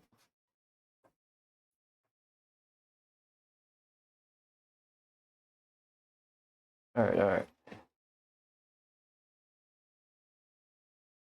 What side of your story could you possibly share that would make people understand why you did that? Unless she's gonna... Also, Void, my Discord does have like a verification bot. Not an age verification bot. It's more of a, hey, are you... It's more of a, more of the ones capture bot kind of thing, but yeah. Claim that it was like a non-consensual situation. I have no idea. A lot of people also pointed to the fact that she was apparently married while she was doing this. I did look into that, and it is true. She was married when she did this, but her and her husband are apparently swingers. Monogamy is a social construct that... So everyone wants on joystick to join the Discord. Relationship has allowed us to form a deep there you go. Each other. So it seems as though this is just their thing, I guess. I don't know. I have no idea. Now, while this whole thing was not a laughing matter, I did personally find it hilarious to watch the judge quote the inmate who was making the recording. The second prisoner recorded events and provided a commentary by way of encouragement, including saying, "Guys, we made history. This is how we live at Wandsworth, bruv. And you know you are a gangster." I don't know. There's just something about a really posh judge using street slang that just tickles my funny bone. Then there's also this story of the 26-year-old woman who was found to have formed an intimate relationship with an inmate. The relationship included over 140 phone calls between the two, as well as money transfers, and also she was found to be feeding him confidential prison information. According to the court, she was boasting to an ex-officer about performing intimate acts on this inmate. At the sentencing, the judge said that she was corrupted and manipulated by an experienced criminal rather than the other way around. He acknowledged that she was young and immature and regrettably susceptible to manipulation, but emphasized that inexperience is no excuse for her misconduct. I don't know. 26 is young, but it's not that young. So it turns out she was actually 21 when she had the relationship with the inmate, but she was 26 when she was sentenced. But nonetheless, she was sentenced to 21 months in prison. The judge said the sentence could have been longer, but he reduced it purely as an act of mercy, considering her status as a mother and the impact on her young daughter. The article goes on to say that the relationship was discovered when she tried to smuggle in a SIM card to communicate with the inmate. This then triggered an investigation, and then that's how they discovered that they'd had over 140 phone calls between them, as well as love letters that were sent to her home or were found in her home. And they also discovered the illegal money laundering activity goofers. as well. Big goofers. And then there's also this story in The Guardian titled, "She was a prison officer, he was a convicted rapist. How did she fall for him?" The article tells a story about a female prison officer who began a inappropriate relationship with a convicted rapist, which is mind-blowing to me because it's one thing to have to enter a relationship with an inmate. It's another thing to enter into one whose conviction is centered around violence against women. Like, I don't personally understand like why you'd want to get into a relationship with someone who's capable of committing such acts against women, especially when you consider Jesus how hard it Christ. often is for women to get convictions for this kind of stuff, because it does end up turning into a he said, she said, because often it's hard to sometimes prove these things. So the fact that he was actually convicted, and she would Always have like because as a physical judge, she would evidence. access his file to see exactly what he was convicted of. I don't think she actually checked though, because when you read the article, she talks about how he basically told her a completely different story, which wasn't actually the truth, and she kind of just went along with it. And I'm just thinking, girl, you literally have access to his file. Why not just look to see what he was convicted of? But she didn't, so, you know. But anyway, their relationship began in the summer of 2022 when he gave her a magazine that concealed a note with his phone number. For some reason, all of these inmates just seem to have phones. Like, I guess it's a lot more common for them to have phones than I thought, because they all seem to have phones, and that's how they seem to be texting their prison bays. She said at first she didn't intend to engage with him or to, you know, humor him when he was trying to give her attention, but after some internal conflict, I guess she decided, screw it, you know. Why not take a chance at love with a convicted rapist? I mean, what if he ends up being the one who got away, you know? She said that he came into her life during a time where she felt vulnerable and she felt kind of isolated. Jesus She felt like she didn't have a lot of support. He showed her a lot of kindness and he gave her a lot of attention, and I guess that was enough for her. They then started texting, and then they started entering their relationship. And it soon then progressed into a physical relationship. And this woman fell hard for this man, okay? She was doing all sorts of stuff for him. She met his parents, she met his friends, and she developed relationships with them. And so it got a lot more serious than you would think. She also fell pregnant by this guy, but she did end up suffering a miscarriage. Apparently the inmate was really gutted about it, and so he convinced her to do this insane thing, which was to smuggle in a syringe, because he planned to fill it with his DNA, shall we say, so that she could impregnate herself, because he really, really wanted to have a baby with her for whatever reason. Some people are living literal soap opera lives, because what the hell? But to wrap up this story, she agreed to try and smuggle in the syringe, and this would end up being her downfall, because this is what ultimately led to her being caught, because she was found trying to smuggle in the syringe. This then prompted an investigation. She was arrested for misconduct in public office, and so she resigned. But for whatever reason, she still continued on with the relationship. He was relocated, I believe, to another prison, and she was traveling all the way to this prison, which was apparently a good distance away. She was traveling all the way there to see him. He was apparently a lot less nice to her at this point. He was making comments about her which were quite hurtful. He was always being really critical of her and nitpicky. You know, who could have predicted that a man who's literally in prison for violence against women could be quite a toxic person to be in a relationship with? I mean, come on. If only she had clues and signs that he could be this way. So even after he got relocated to another prison, she was still having communication with him through his family, until she was eventually forced to stop by the police intervening. She was then put on trial for her misconduct, and she was sentenced to 2 years in prison. However, she then suffered a stroke which left her paralyzed from the chest down, and as a result of that, they decided to suspend her license. I guess they thought that the stroke and her new paralysis was punishment enough, so they decided not to put her in prison. On a brighter note, she did eventually end, or I'm not sure, she was probably forced to. I have no idea whether she chose to just end the relationship with this guy, or if she was was part of her court order. But she did eventually move on to having a relationship with someone else, who I really hope is a normal, functioning member of society. They got married, and he now cares for her as she is now severely paralyzed. And so yeah, it sounds like she's doing well. She found love in the end with someone who's a bit more healthy. Now what's really interesting to me is the public reaction to these stories, Yeah. because people can't seem to agree on who the victim in these cases are.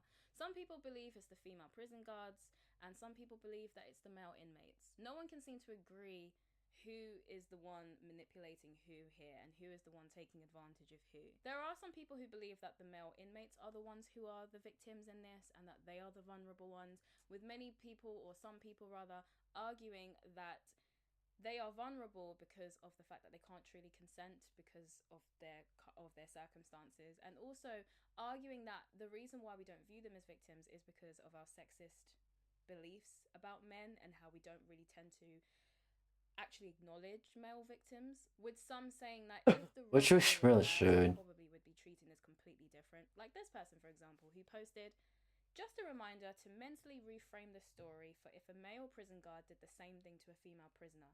How would you feel about it?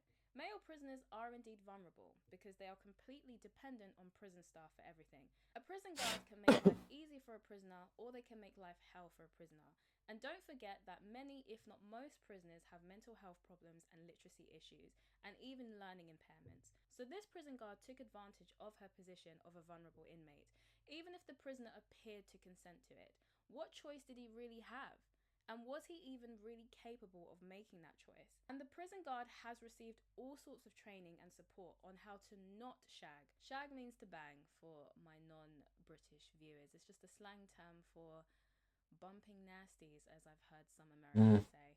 That felt so cringe to say, and I'm sure it's probably cringe to hear me say, to be fair. Yeah. And the prison guard has received all sorts of training and support on how to not shag the inmates, so she's deliberately ignored all of this in favor of her actions. The fact that we even need training and support in order for prison guards to not sleep with inmates is kind of crazy to me. And also, what would that training even entail? Like, I'm very curious. How does one support a prison guard during such a situation? Jenna, are you getting urges to shag the inmates again? Like, what the fuck? Oh, you poor thing. Come here. But not everybody seems to agree that the male inmates are the vulnerable ones, with another person replying, "She ran his drug Snapchat and smuggled in spice for him to sell. He also bought her an engagement ring and banged while people kept lookout. Sounds like a vulnerable fella to me." Someone else chimed in saying, "Yeah, this is it. If anything, she was cornered the moment she did anything for him. This isn't an excuse for shagging an inmate or smuggling for them the first time around, but once a guard has done something stupid like that, then the prisoner has got them where they want them." Now, as I mentioned before, this has led to the debate about whether or not we should be keeping prisons very segregated, and a lot of people are having the discussions about whether or not we should even be having female guards in male prisons in the first place. Because some believe that these kind of things are going to continue to happen because there are some women who have an attraction to these kinds of men, you know, the bad boys or just the very, very criminal men. I mean, after all, Ted Bundy and all these other crazy serial killers receive fan mail and love letters in prison. So these kind of women do exist. There's a very small minority of women who have very questionable attractions, and so some people think that even allowing women to work within this industry will naturally attract those kind of women. And so of course you're going to end up having these misconduct cases because you are essentially attracting the type of women who would sleep with inmates. Personally, I think that even if you weren't attracting that specific type of woman who is attracted to criminals, I do think that whenever you just have males and females in the same space, you run the risk of them sleeping with each other in every context. And so I think that's the reason why this is happening, not necessarily just because it might attract that kind of woman. I don't really think there's really that much you can do about it. You can put rules in place, you can give training, you can do all sorts, but there are going to be some people who do this. Now, the media does seem to have a preference for reporting on misconduct cases that involve a female prison guard and a male inmate. And so there is a lot more focus on when female prison guards do this stuff. But when you actually look into it, there is no shortage of male misconduct cases, both towards men and women. It seems like male prison guards are more equal opportunists when it comes to their misconduct. And people who have worked in prisons have also noted just how common this kind of stuff is across the board. Fuck. The stretch. And what they've And the stretch. working in the field. Female correction officer here. I've worked at both types of prisons, but I currently work in a co-ed county facility. The officers are not Get some water real quick. from working cross-gender blocks. We've had both male and female officers get jammed up for effing around with inmates, as well as nurses, treatment staff, kitchen staff, etc. Well, people are busy with everything but their actual jobs. It does seem like the female correction officers / nurses are more frequently caught for talking to an inmate on the tablets or for doing inappropriate acts or something, but the male officers get in way deeper with it, like bringing things in, effing on the blocks, putting thousands of dollars in her books for commissary, or bailing them out. Then when she gets out, she bails on him. At least that's how it's been in my facility. Personally, I don't have a problem with working cross-gender blocks. Some female inmates who try to start stuff with female officers just respond better to male officers and vice versa. As long as you can do your job without getting caught up in something, I don't think it's an issue. What's also really interesting about the misconduct cases that I was looking into is that it does seem as though while both male and female prison guards seem to commit misconduct, the way they do it is different. So women are more likely to commit relationship style misconduct, which is what tends to lead to them having higher cases of substantiated cases, kind of similar to what that correction officer was saying, how the female prison guards and the nurses are more often caught because usually they'll be discovered talking to each other on the tablet or doing or something like that. I don't know, it seems like women are a lot more sloppy with it because they tend to just leave more trails. Also, pregnancies happen too, and so that's also evidence that something was going on. So it is quite interesting how the female misconduct cases tend to form in the form of like relationship style stuff. Men are also likely to engage in these relationship style misconduct, but they are also significantly more likely than women to commit actual clear-cut SA, as well as other things like coercion. They're also a lot more likely to commit force-based assaults on inmates. Female prison guards also seem to be more likely to get caught because along with leaving trails of evidence, they also, the male inmates also seem to be a lot more likely to brag about it with other inmates and stuff like that, because I guess it's seen as a flex to be able to be doing what they're doing. I do also wonder if that's the reason why male prison guards experience harsher punishments for their misconduct compared to their female counterparts, because when I was looking into it, I found that female prison guards, outside of the cases we've discussed in this video, are often more likely to be fired for their misconduct, while male prison guards are more likely to be prosecuted. And that could be the reason for the difference, because if female prison officers are more likely to engage in seemingly consensual relationships with inmates, while male prison guards are more likely to commit SA, coercion, or force-based offences, then that could be why they get harsher consequences, because maybe the relationship style misconduct often gets treated more like an inappropriate workplace affair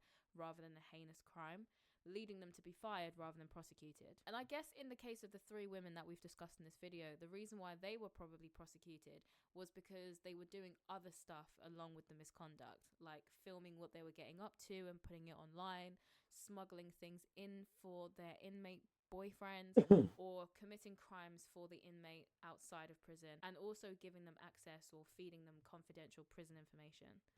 Now, in terms of what we do about all this, because it seems to be happening in British prisons more than anywhere else. Maybe it's just because I live in Britain, so obviously I see more news related to that, or there's something really wrong with our prison system. This has led to the conversation of should we be segregating prisons?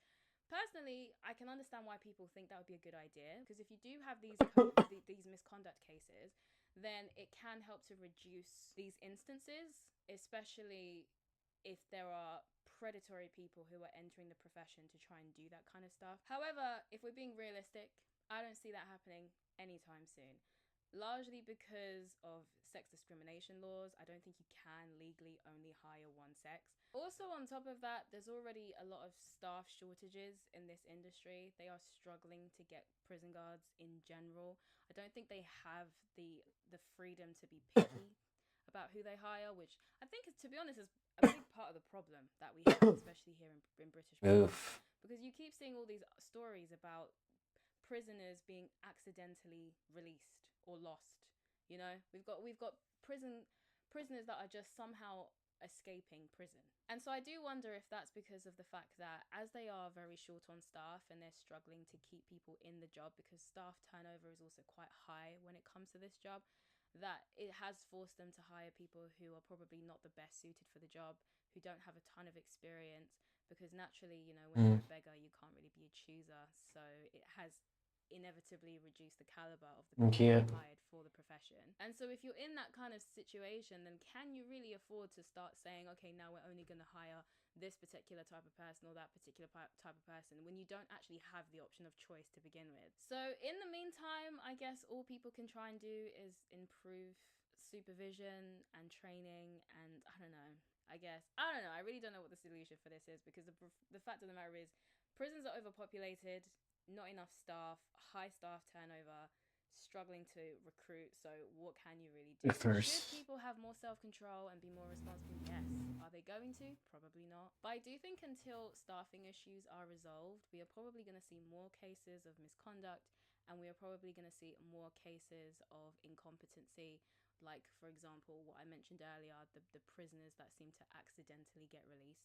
It's just not looking good, you know? It's not looking good. It's not looking good, man. But hey ho, let me know what you think about all of this. Do you think that prisons should be sex segregated? Do you agree with the idea that we should move towards... Alright, so I know the progress we made so far. Art. Doing a little shading here and there. Look, it's okay. It's okay.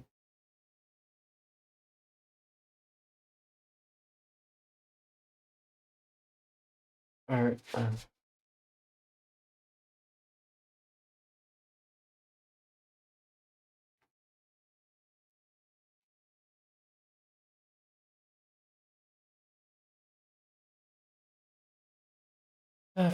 Alright, so...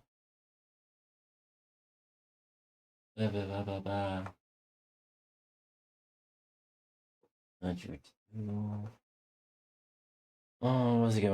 Oh yeah, so we'll move on to the next one.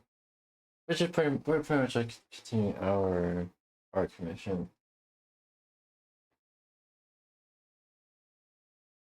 Open.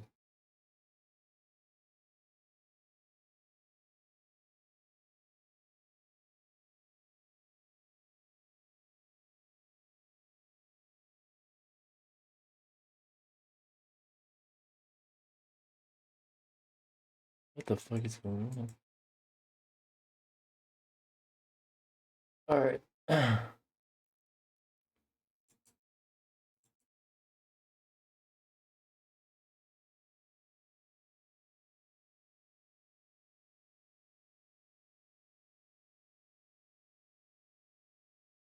Hold on real quick. File. Open.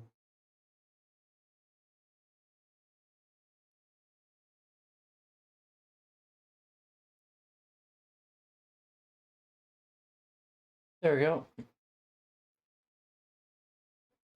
Alright, so where were we at? I guess we're focusing on the hand here. The line art.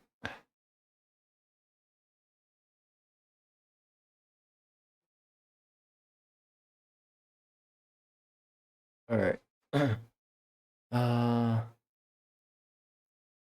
Give my hand a little bit of a rest, maybe 30 minutes, and then I'll get back to it. Even to art. Not really gonna be switching models or anything, just staying here. Alright. Having only male prison guards in male prisons and only female prison guards in female prisons. And what are your general thoughts when you see these misconduct stories? I would... Alright. Gentle parenting.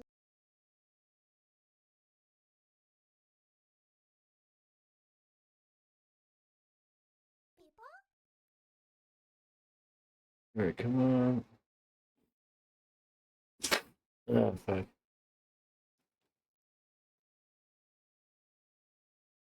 Here we go.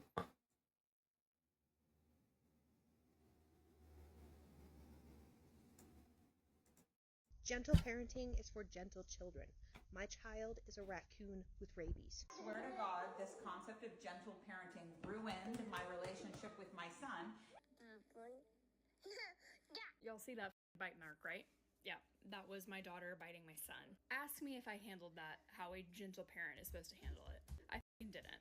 I lost my shit. Because how are you supposed to keep your composure when your children get hurt? Hello, my dears. So it appears millennials are finally ditching gentle parenting. Finally. You might know the phrase F around and find out, meaning if you step out of line, Godspeed. Because now Godspeed. some of whom feel defeated by so-called gentle parenting or turning to this old school no-nonsense approach parents and grandparents. Here's how the Wall Street Journal described it. Didn't feel like having lasagna for dinner? Survivor I mean, like- left your toy on the floor again? Go find it in the trash under that lasagna you didn't eat. I mean, don't go directly back to how parents treated some parents, how some parents treat millennials and Gen Z. Do not fucking go straight to outright abusing your child. Like, don't fucking do that. We will fucking find you, and we will make sure you find out. You want to fuck around like that? And here's the thing: yes, if children fuck around, they should find out. However, if parents fuck around, the parents should also find out. To be honest, I'm not really surprised because while well-intentioned, gentle parenting looked emotionally, physically, spiritually exhausting. It is also kind of crazy that it has convinced some mothers that raising their voice is always inherently bad, regardless of context. Y'all see that bite mark, right? Yeah, that was my daughter biting my son. Ask me if I handled that how a gentle parent is supposed to handle it. I f***ing didn't. I lost my shit. Because how are you supposed to keep your composure when your children get hurt? Did I bite her back? No. Did I want to? Oh, you bet your ass. You bet your ass I wanted to bite her back. Yeah, I know it's developmentally appropriate. I know that these are things that are going to happen, but it doesn't take away the fact that it feels so defeating when you pour every ounce of energy you have into regulating your own emotions so that you can gentle parent, for things to still happen like this and for you to still lose your cool, because that's being human. I literally caught her doing it and I just fucking screamed, dude. I screamed at the top of my lungs for her to stop biting him, which obviously as a 2.5-year-old, that's gonna scare the shit out of you. Your mom's screaming at you, but what was I supposed to do? I wasn't within arm's reach of them. I can't be within arm's reach of them every second of every day. I couldn't get there fast enough to physically remove her. I yelled. I fucking yelled. And then as you can imagine, we all started crying. When personally, I think it really does depend on the context and also depends on more of what you're saying. I personally think that what you're saying is more important than necessarily the volume of your voice, because raising your voice often just communicates urgency. It's like if your friend was walking into the road and they were about to get hit by a bus. You're more likely to scream for them to look out, and in doing so, you potentially save their lives, because when you raise your voice, it communicates urgency, it gets someone's attention quickly. Yeah, exactly. Sometimes you need that in situations like this, where you need someone to hear you quickly and react quickly to what you're saying. Exactly. So, no, I don't think raising your voice is always inherently Oh, bad. my arm. Swearing at your child, Or like my wrist. using very vile language. Yeah, I need to give it a break. That's very different, because obviously the problem there is not just the raised voice. Also, welcome. Hi everyone, how are you doing today? Welcome everyone who's just joining me on Joystick. I'm currently taking a little bit of a break, giving my wrist a little bit of a rest.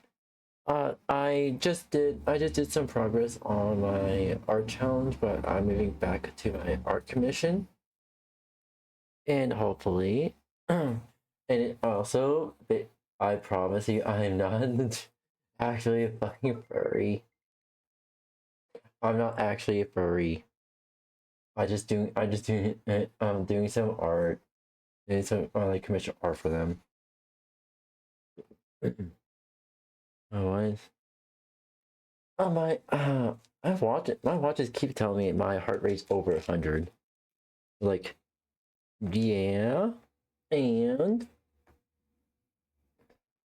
it's been like at 90 beats per minute my entire life, mostly because of trauma. I don't know why my watches tell me this is an issue. Anywho, yeah, I'm giving wrist a bit of a break, and then after that, I'll be moving on to the art commission here. Also, if you want, I can do art commissions for you. We do have a Discord. Unfortunately, I'm not able to link my Discord in joystick since Discord links are not allowed for some reason. I believe I have like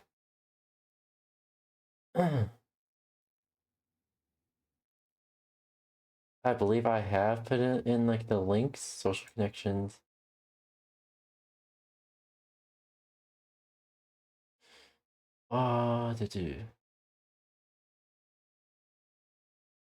Yeah, I have linked my Discord. Yeah, I have linked my Discord on my channel. But yeah. Welcome. How are you doing today? Here. At least I'm happy I got my my stand for my tablet. I guess that's helping me my wrist get better. I also just wanted to like chill and just draw. Abusive language, but this idea that just simply raising your voice is always bad all the time and inherently abusive or inherently bad, Not all the time. Overkill. But it is really interesting to me that gentle parenting has some mothers so convinced that raising your voice is always inherently bad, to the point where when they're put in a situation where they need to raise their voice because it's a desperate situation like this one where a child is harming another child, they can't help but feel guilty about it and feel so distressed by the fact that they've done it, to the point where now they're crying with the child. But because some people who do practice gentle parenting do hold the view that you should never raise your voice and you should never really tell off your child in the way that could be interpreted as intimidating or aggressive, some of them find themselves in these kinds of situations. Whoa. I'll be really upset. That hurt my head. So you're throwing it that multiple times. But come on. But that hurts Mummy's head. You wouldn't do it to Daddy, so don't do it to me, please, okay? Then slapping me after, that wasn't nice either. There are okay, so I'm currently just face palming right now. There are moments where shouldn't like actually outright scream at your child. I wouldn't like upper scream, but like it's like say like the child like like a baby's hitting you. Obviously you want to hit the baby back now. So you I'm thinking it's like pretty much just hold baby's hands and hey, stop that, stop it. Also, welcome everyone who just joined. Taking a little bit of a break, just giving my wrist a little break. Before I move back to doing art commission. Also, I promise you, I'm not actually. Maybe I'm boarding onto it with the fucking with the cat ears. Maybe I am. I don't fucking know. I don't consider myself like a fully fledged furry, but like, yeah, so maybe teetering on the edge of that, but like, yeah, I'm not really a furry. I think it was one of my friends, but it was said, I'm not a furry. And then she proceeded to say, you're friends with me, so you're furry by proxy.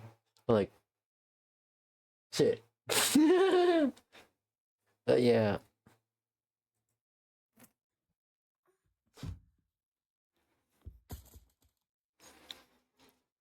No, look at me. Look at me. Oh no. A very negative view of gentle parenting, and you find a lot of people. Also, welcome. Hi everyone, just joined. Welcome. How are you doing today? My name is Brandon. I'm a variety streamer. I stream lots of beginning to this me as well as I draw art. I do both like art challenges and art commissions. So say like if some chat say add comments and do an interesting challenge, say hey do this and this style and whatnot. Like I'll try to do that. Also, I do art commissions for people for people. I also stream I also stream our art commissions as well. So if you want to commission me, go right ahead. I do have Discord linked in the channel.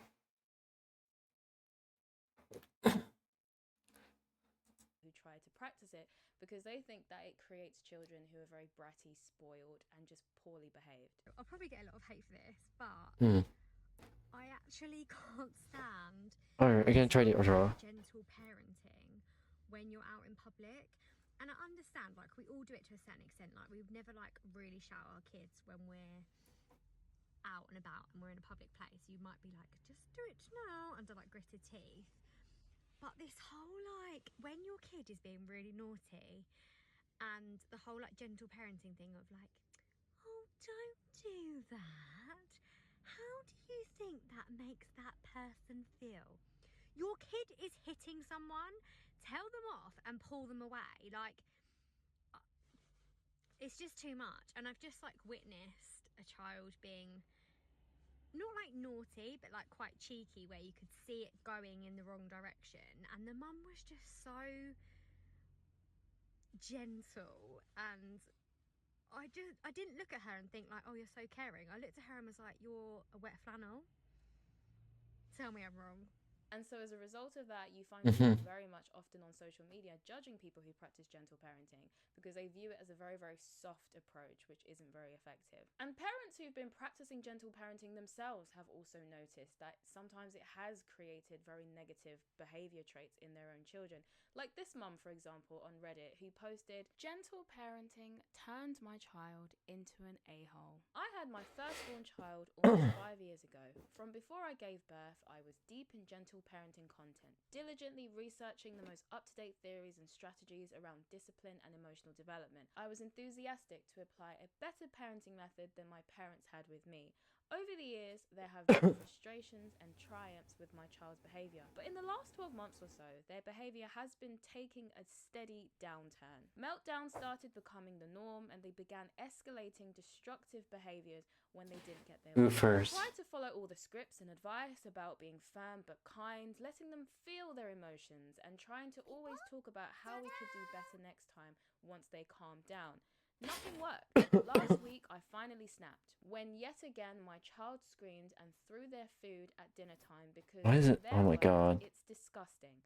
Mind you, I had specifically made a dinner composed of food they had eaten and told me they liked. I yelled at them that I was sick of their attitude and that I didn't care if they ate or not, but there would be nothing else and certainly no snacks or sugar. My husband didn't yell, but agreed that something had to change because our child is getting more and more bratty. Since then, we have removed all privileges, including screens, sugar, snacks, and some of the toys that my mother had gotten them. All of these had previously been allowed in moderation, but every time we enforce the boundaries we have communicated for years, i.e., okay, that's 20 minutes of iPad, let's put it away now, like we talked about, my child would become irate and aggressive. We started to see quite the turnaround in their behaviour, with them starting to actually apologise for their rude behaviours after they calmed down, or for the most part managing to keep a relatively level head around the rules we were enforcing. It's been a judgment, and they accuse me of being a rude mummy.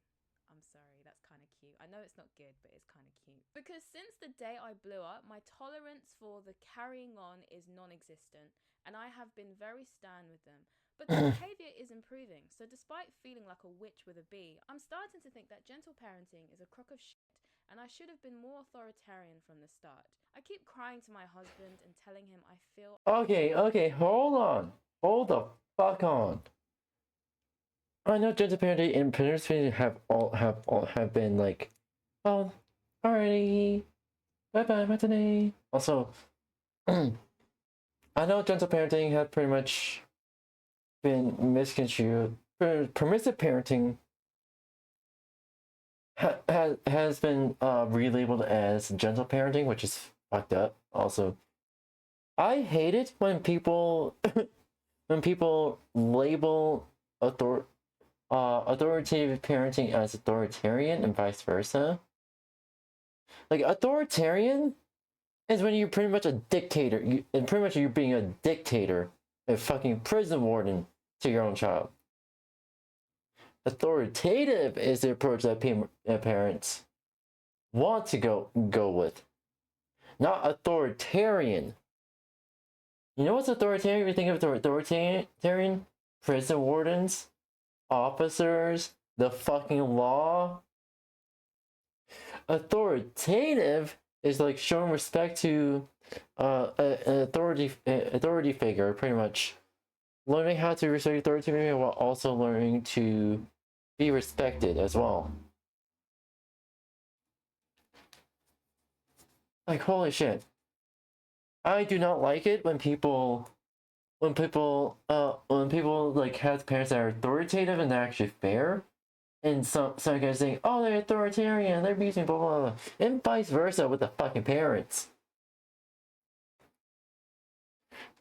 I don't mean to be like the grammar police, but seriously. Also, thank you, Reading Rainbow, for pretty much teaching me about grammar and stuff like that. All right. You need to. Come on, mouse. I am damaging my child.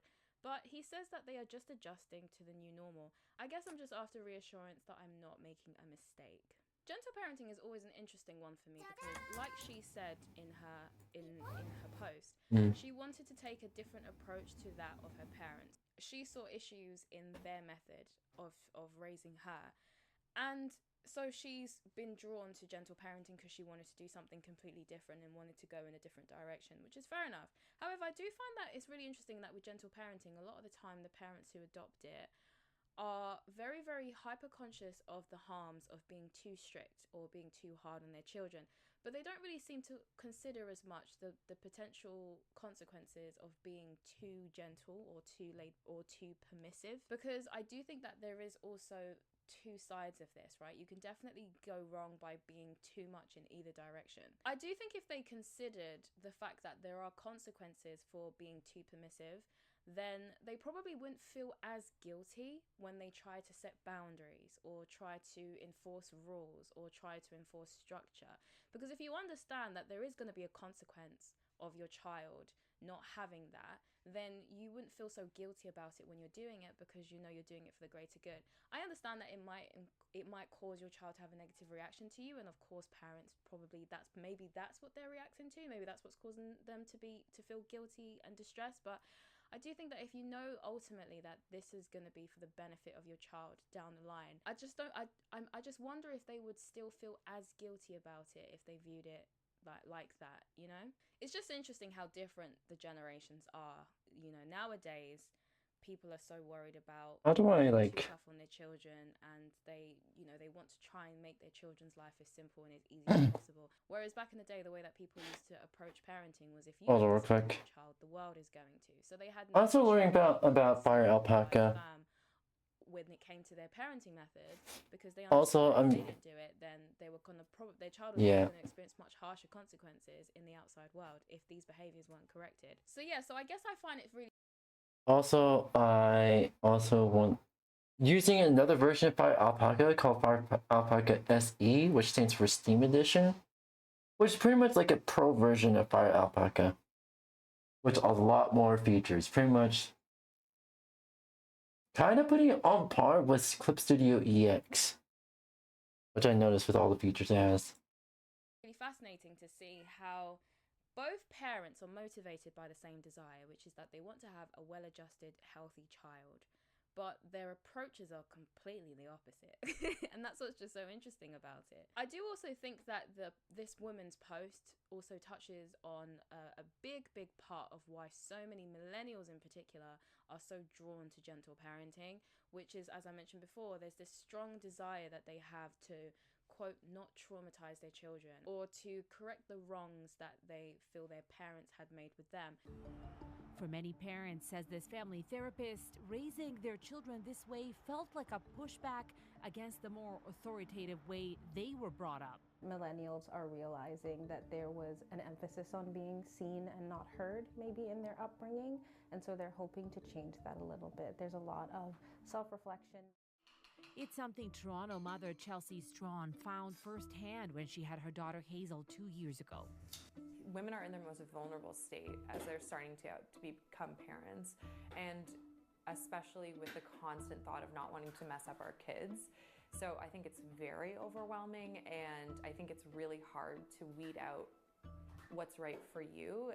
And I think because millennials have had more access to psychologists and podcasts and parenting books and all these different things, I think millennials have had so much information that it's just inevitably they've tried to take on the role of being a parent as well as a therapist, and that's just kind of how it seems to me. They're trying so desperately to not mess up their children, and I think that's a big driving force behind so many of them adopting gentle parenting, because they don't want to mess up their children, and they also want to correct the mistakes they feel their parents made with them through their children. I've seen some people say that because millennials have information overload, or any young parent nowadays, to be fair, or millennials, but generally young parents as a whole, because there's so much information overload,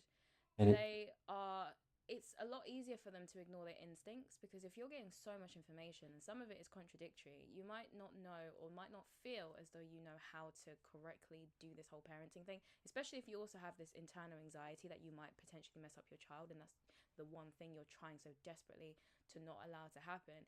Then of course it makes sense that you would seek external sources for how is the best way to raise them and how is the best way to go about the parenting, about your parenting structure. And so gentle parenting just happens to pop up because it's quite a popular concept. You know, it's all over social media. A lot of people have heard of gentle parenting, and so it's fairly well advertised, I guess you could say. And so it makes sense that a lot of them would be drawn to it. But I have heard some people say that they think that gentle parenting is actually a form of an overcorrection, and many of the people who try to enforce it are trying to overcorrect. Why do you think that is? This kind of mass pushback against the tenets of gentle parenting, saying this is not working, it's not sustainable. I mean, I would agree. I mean, I think there's been this overcorrection, and that's why I think it's so important for people to understand, at least where I stand, whether you believe in it or not, or want more information or not, I at least want to be classified correctly.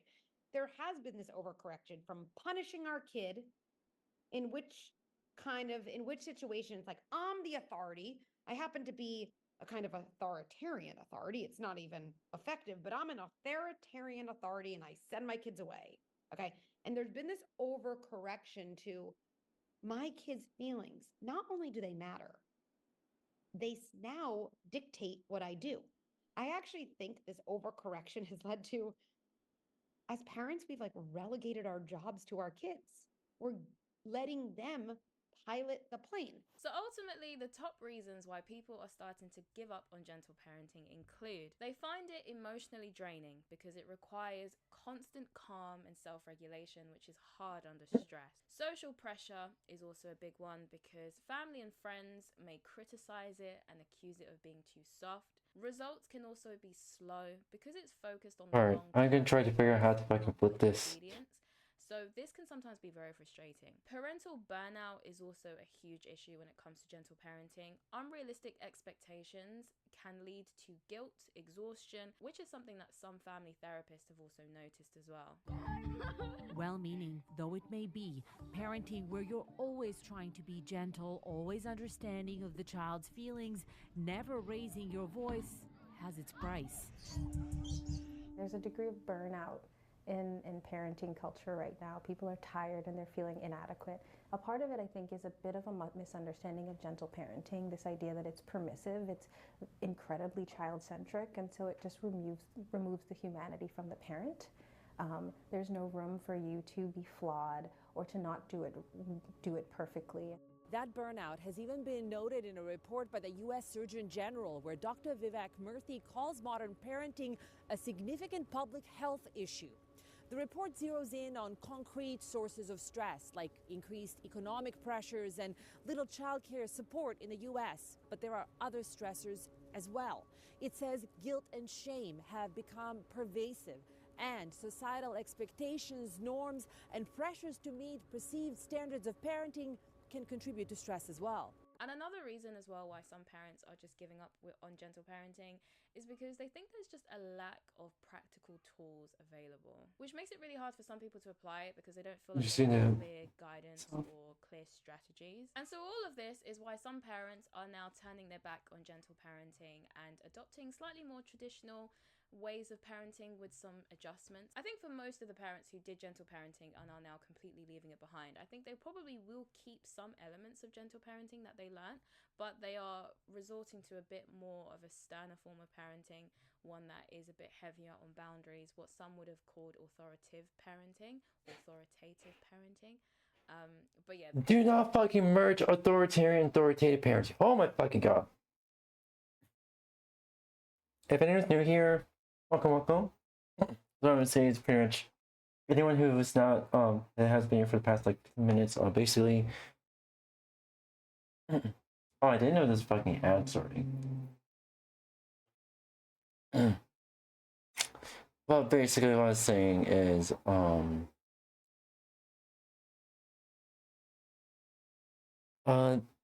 go hit the gym. That's free. Leave stream on view. Have fun drawing. Thank you. Hope you enjoy your gym workout. Okay, so I was about to say it's pretty much. I hate it when people pretty much basically merge authoritative and authoritarian and pretty much use it interchangeably.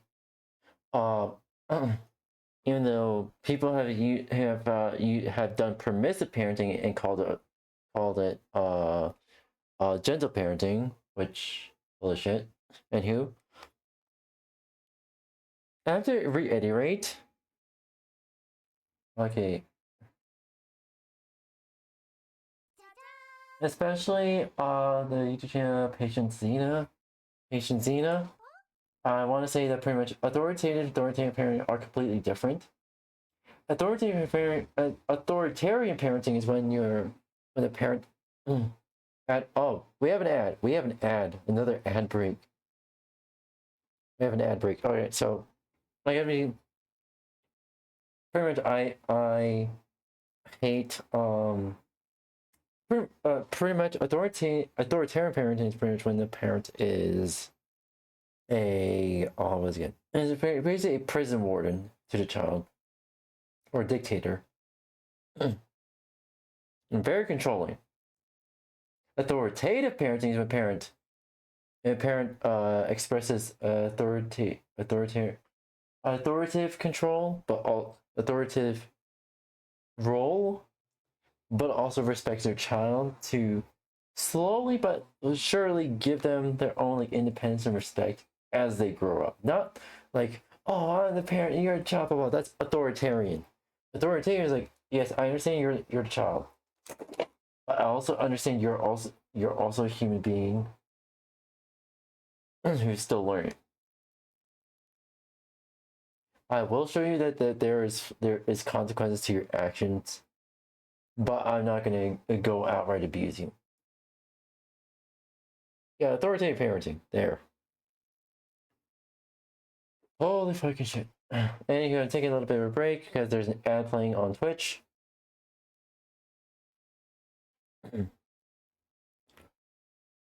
Oh, fuck. Nick cracked.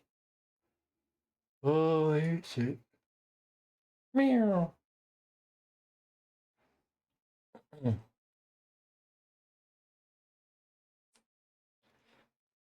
But yeah. If anyone has questions, feel free to ask. Oh, fuck. I'm honestly exhausted from work. I work tomorrow, unfortunately. I got to go for that. Fuck. But yeah. This is gonna be interesting since this time around, I'm gonna be taking the bus plus bring my bike with me. And then an afternoon or night. It's gonna be nighttime. It's gonna be nighttime. It's gonna be pitch black. Oh yeah, it's also gonna be pitch black for like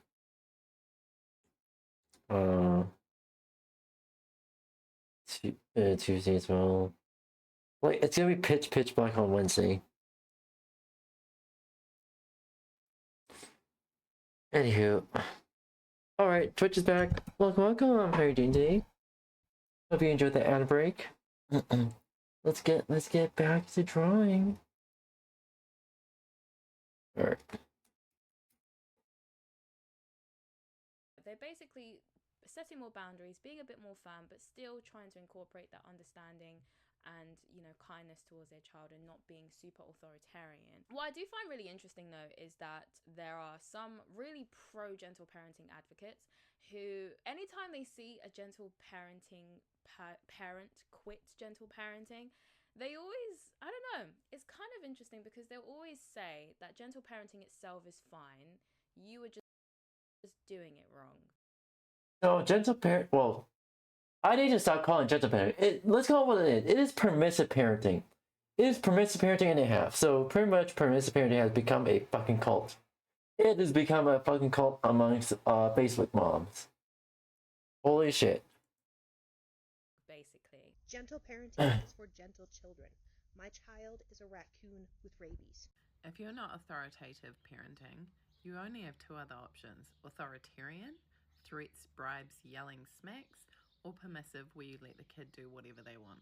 Those are not sustainable, nor are they emotionally supportive. I do not care what your child is, there is a way to authoritative, gentle parent them. Permissive parenting looks like asking them 5 times, please get down, please don't do that, please, I said don't do that, are you listening? Unacceptable. Authoritarian is, if you don't stop that right now, you are getting a smack. Also unacceptable because you come across as irrational and unpredictable, and therefore Yes. the child will learn not to trust you. Exactly. That's how I do not trust a parent. Dude, they were both of them were authoritarian as fuck. It's like motherfucker. Authoritative parenting, real simple. Compassion with boundaries. Hey, what you Exactly. is safe, you can either get off yourself. That's what I had to learn for myself. Compassion and boundaries. Especially since that's what I was working on with the therapist. Compassion and most likely for me is boundaries. Like, not sort of like you need boundaries. There's more of a, hey, I need to take down walls that put up. Yeah. Or I will come and get you off. Yes, I can see what you want to do. We can find a safer way to do that. It will require parents to problem solve and emotionally regulate. I don't know. I feel like if you've got this parenting strategy and people are practicing it incorrectly, then that means that your instructions and your guidance was clearly not very clear. Your instructions were unclear. So people don't fully understand the assignment. And is that the fault of them or the fault of you for not providing clear, easy to follow instructions? You know? Because it just kind of feels like if you've got so many parents who are trying to practice gentle parenting and they're all having the same problem, then there's quite clearly a problem going on there. And if you're just going to put it down to you're just not doing it correctly, then the question then becomes, why are there so many of them that are misinformed? Because if in your opinion there's just so many of them who are not practicing it correctly, then quite clearly there's a misinformation problem that you have with gentle parenting that needs to be resolved. Perhaps it's the name that's misleading, you know, gentle parenting. I mean, most people don't think... There goes my baby.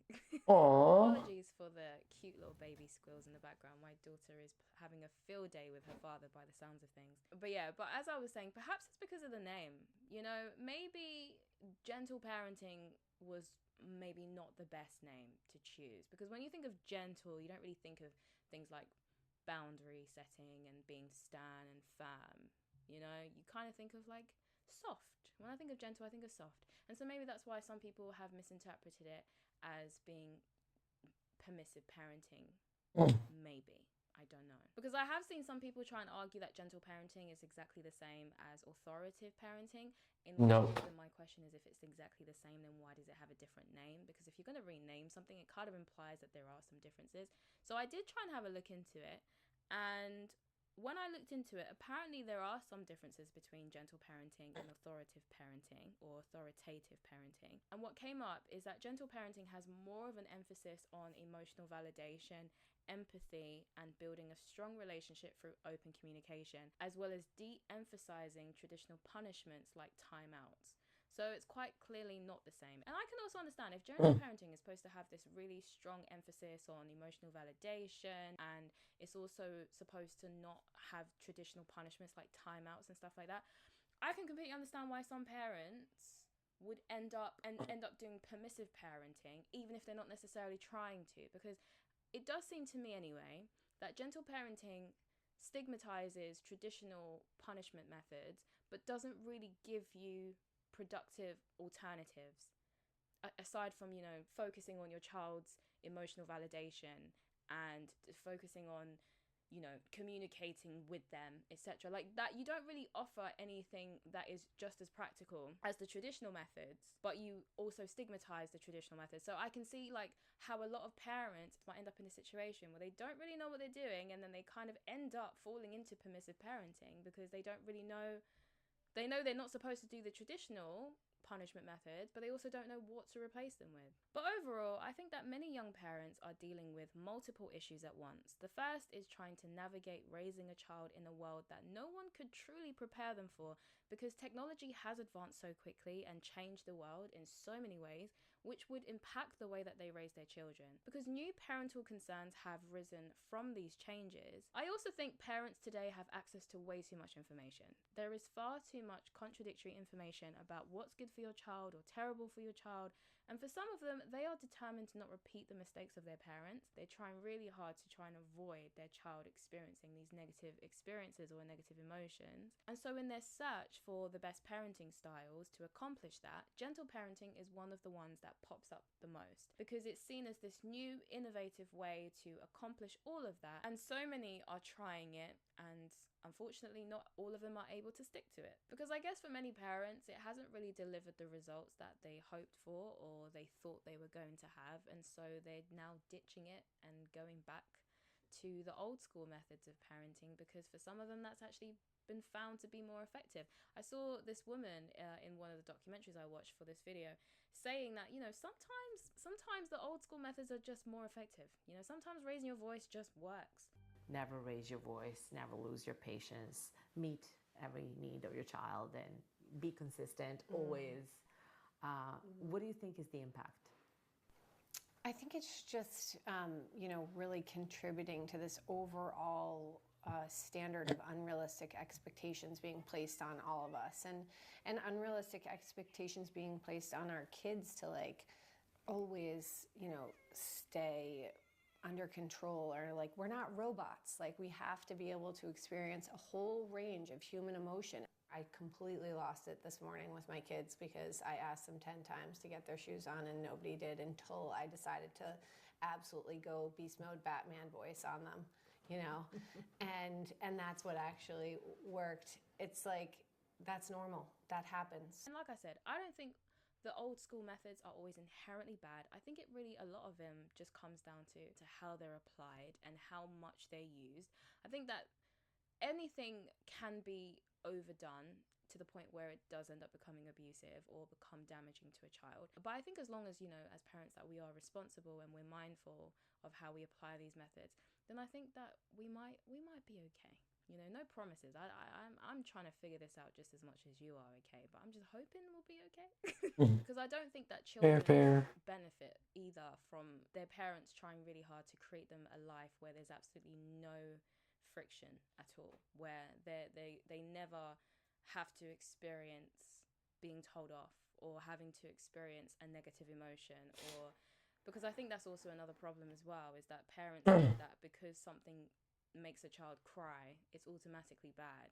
But you've also got to understand that children are emotionally immature, and so sometimes they are going to cry because you've taken away something that they want. But that doesn't mean they're going to die, you know. Now, personally, I don't think it's good to dismiss your child's emotions either. However, I don't think that we can actually successfully try to remove all of the friction from their lives and try to remove any opportunity for them to experience negative emotions. And I don't think that actually prepares them for the real world either, because the real world is not going to do that for them. The real world is not going to care that much about how they feel about most things, to be honest.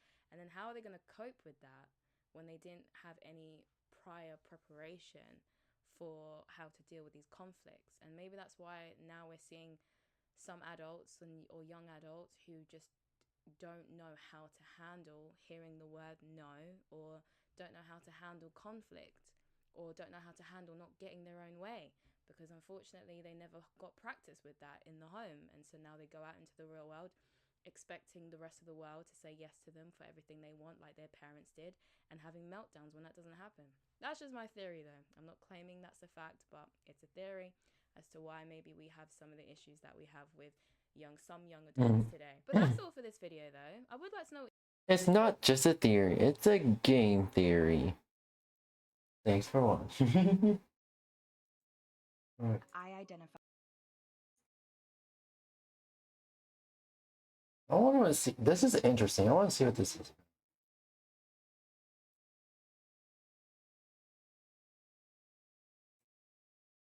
Alright.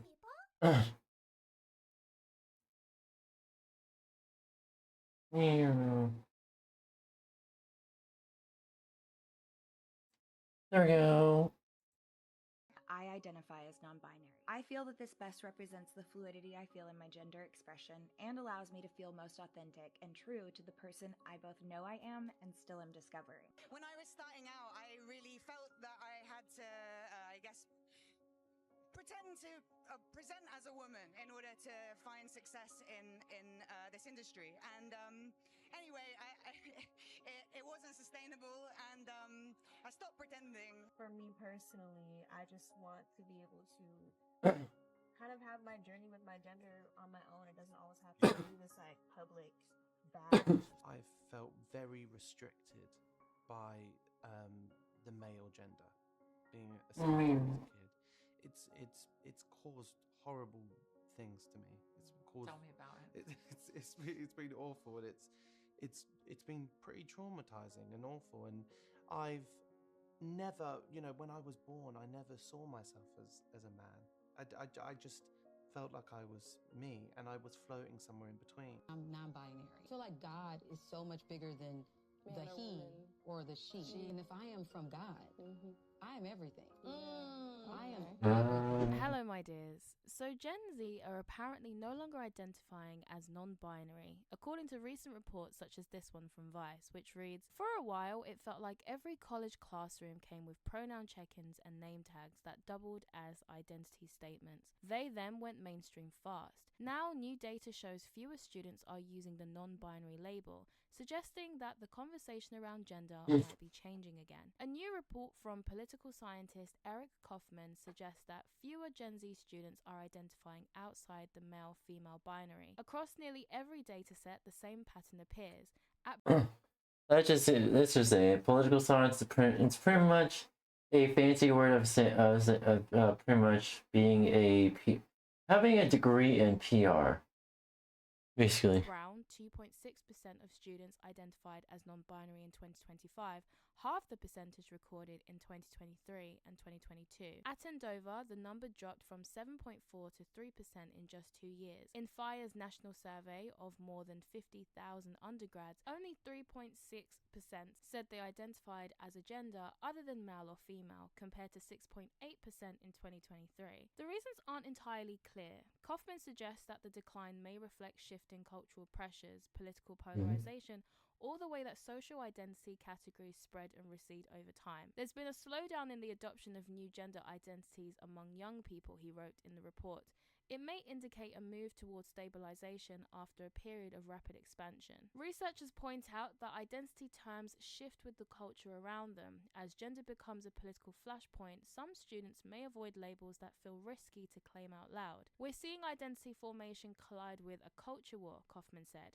The numbers have changed, but the idea of gender fluidity hasn't gone anywhere. On many campuses, students who once used the non-binary label say they're now leaning towards more personal terms, or avoiding fixed categories altogether. The concept of gender fluidity or gender nonconformity has always existed, so yes, of course it hasn't gone anywhere because Zoomers didn't create it in the first place. It was there long before them, and it will be there long after they're gone. Most people aren't Exactly, which I'm hoping it is. feminine or 100% stereotypically masculine, and there have always been people in the spotlight who have experimented with their expression and presented in a way that's androgynous, like Boy George, Prince, Grace Jones, Pete Burns.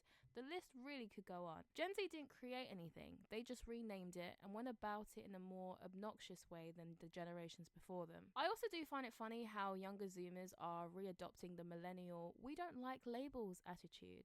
as this article says that they are now avoiding fixed categories. Personally, I wholeheartedly support this. People should be free to express themselves how they wish, but the over-obsession with labels was definitely getting out of hand. So personally, I am happy to see it go. Within this article, on the same report, Sure, we should have labels, but at the same time, may have also played a role in the decline of those identifying as non-binary, stating, the report... Sure, we should have labels, but we should not be enforcing. That's the difference. Explores the potential influences of woke beliefs, politics, social media, and mental health on the rise and decline of such identities. Mental illness increased in 2021 and 2022, but declined in 2023, which mirrors the beginning of the reduction in the surveyed young people identifying as LGBT. LGBT identification reached its highest in 2022. Very liberal trans and non-heterosexual students are also more likely than other students to be anxious and depressed, the report states. There is evidence that social media use is correlated with poor mental health among young people. Now, personally, I could actually see this correlation because I do personally know some people in real life who did adopt these new identities, and they do have a history of mental health struggles, from eating disorders, self-harming, or depression and anxiety. I think for some people, these things gave them an explanation for their problems while also offering them a sense of community and belonging that they could find. Actually adds on to it, nice. Online, because these identity categories kind of serve the same purpose as subcultures. Subcultures have always given young people a sense of belonging whilst they try to Add a thing to it, because why not? In this world. So it would make sense to me that as mental health appears to be increasing, young people no longer feel the need to adopt because they no longer are fulfilling the emotional needs that they previously were doing when they felt a lot more lost. The decline in the identification of non-binary could also just be a natural adolescent trend cycle. Trends move fast and change all the time. Maybe young Gen Zs just don't think any of this stuff is cool anymore. Perhaps it became too mainstream, and because it became the new status quo, they just don't really think it's as rebellious to identify with these things in the way that they probably did before. I have always thought, to be fair, that if anything was going to kill any of this gender stuff, it would ultimately be the next generation. Because of their natural desire to rebel and push against boundaries or push against the current status quo within our culture. Because as the Vice article said, for a while it felt like every college... It's Vice. No? And also, she's quoting Vice. The same fucking site is known for spreading misinformation.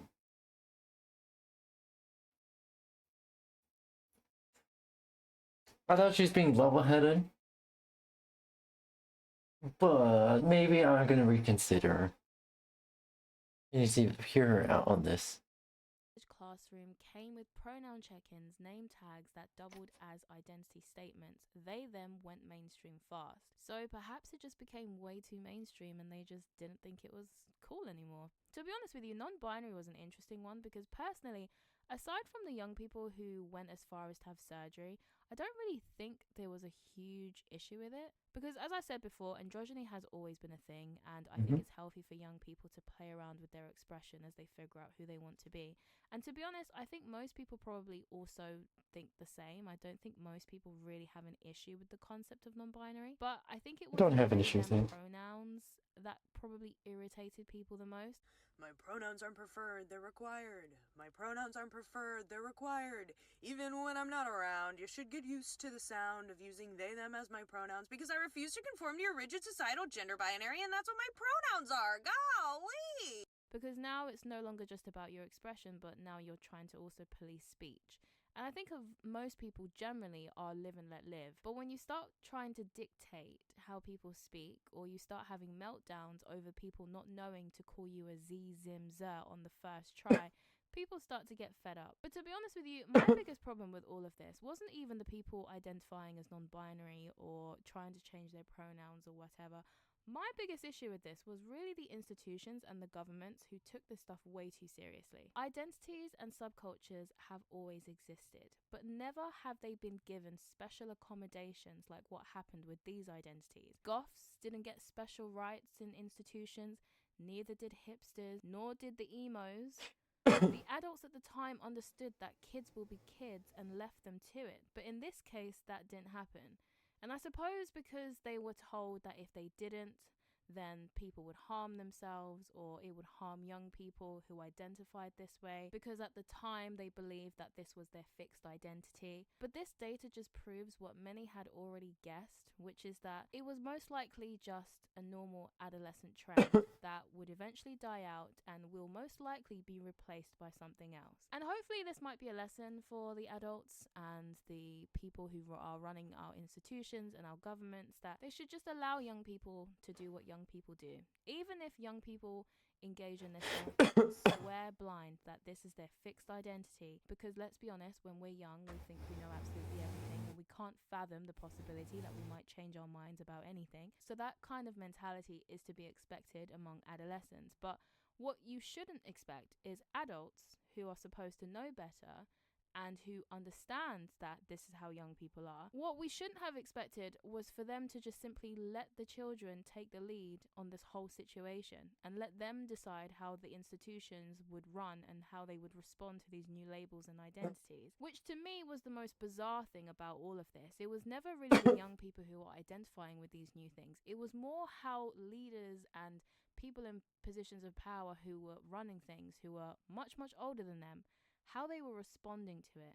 That, I think, is the most bizarre of all, because they essentially allowed young people whose prefrontal cortex isn't even fully developed yet to be the authorities on these things. And to me, that is what is most deserving of criticism, much more so than the young people who were adopting all these new labels and identities. But anyway, that's just my view on all of this. Let me know what you think. Why do you think there is a decline in the number of people or the number of young people identifying as non-binary? Let me know your thoughts down below. I have been told by people that for some reason my videos aren't showing up on their feed and they are being unsubscribed to my channel. I have heard that this can sometimes happen, so please do check that you are still subscribed and notifications are on. I don't know if this might be because of the fact that I accidentally deleted my video, and I do know that deleting videos can have a really negative impact on your channel. Or it might just be the fact that I'm not uploading enough. Who knows? I guess I don't really don't care. something that I am trying to work on and trying to improve on. But hopefully. Alright.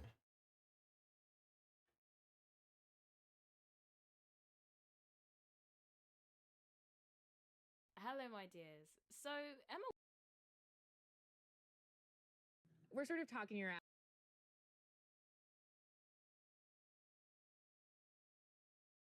Alright, try to find something else.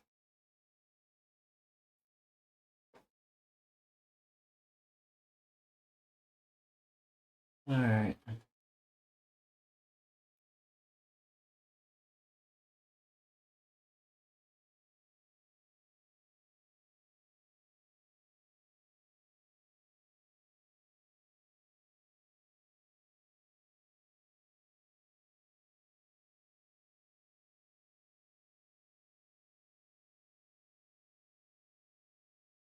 Hello everyone, this is your Alright.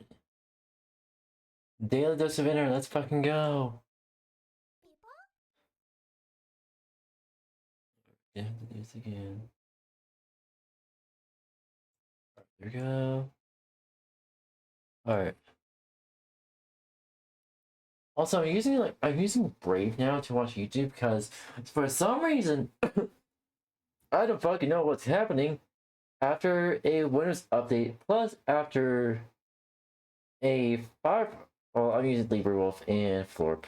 I was using both LibreWolf and Florp to try to watch YouTube, which both of them are based off Firefox. So after what Firefox did, or well, what Google forced Firefox to do, pretty much we're unable to access YouTube. Yeah, we're unable to access YouTube. On Firefox, pretty much. Well, I even tried Firefox on Linux and updated Firefox there. We're unable to access YouTube on Firefox. What the fuck is going on? Is it just me, or is it happening to other people as well? Like, what the fuck is going on? Hello everyone, this is your daily dose of I think this is Google's way of trying to prevent us from using ad blockers, or even trying to prevent us from archiving videos locally on our computers. Yes, we're archiving media content to prevent them from ever truly becoming lost media. Pretty much, I think Google's encouraging pretty much everything being on the cloud, and if it becomes lost media, who fucking cares? I think that's what Google's approach is. Of internet. He felt cold on this train and then saw the end of the carriage was covered in ice.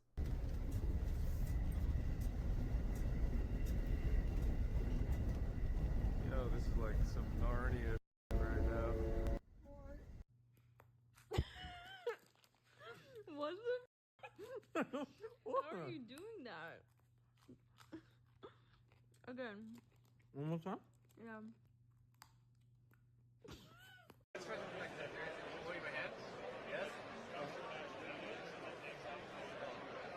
Attention everyone, the dealer room will be closing in 30 minutes.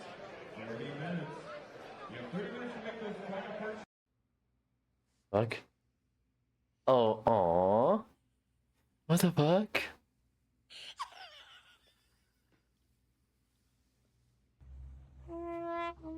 Dr. Demi, no. Lol. I was surprised by the amount of snow that we got, but I don't think I'm nearly as shocked as these two dudes were.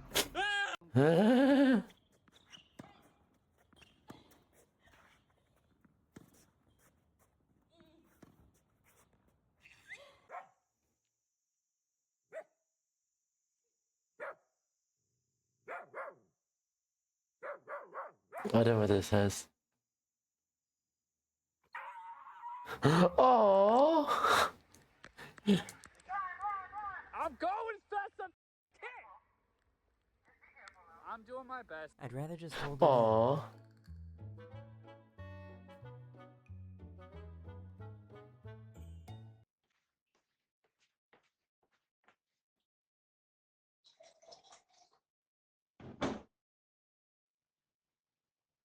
The dog is right there. The dog is right there. This is the world's largest train made only with chocolate. Chocolate? What the fuck? How much chocolate did they use? This is what car horns sounded like in 1910.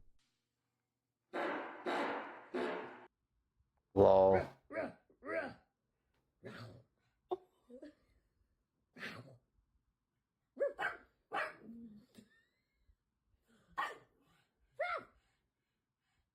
No, I think it's real.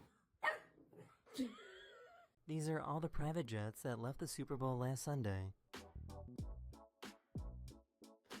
Oh my god, what the fuck?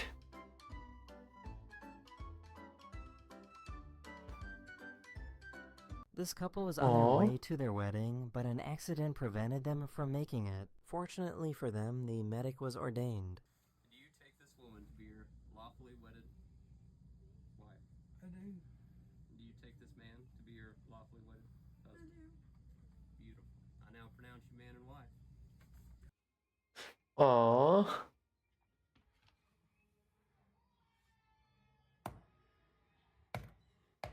How? It's ice. It's all ice. Welcome to Florida, where they warm iguanas up in 60-degree weather. Where is she? Save him! Oh, she's warming him on the wall. What the fuck? I found this YouTuber who makes really cool light art.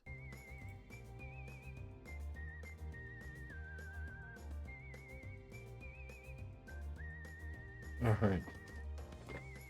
Oh, that's so cool.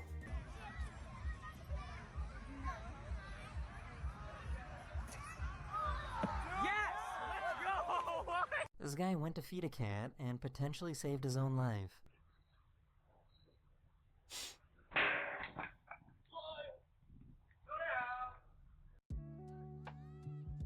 That's murder.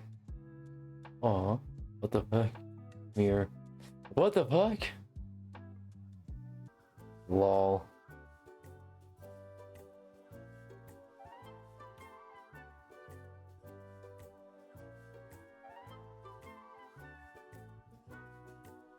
Watch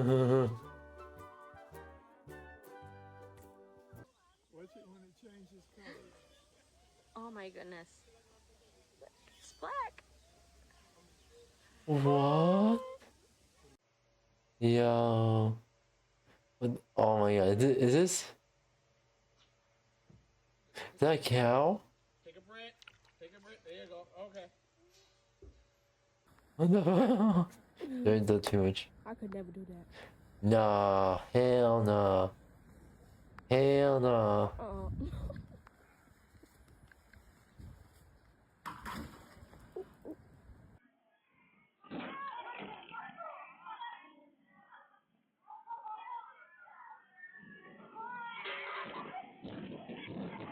Oh my god.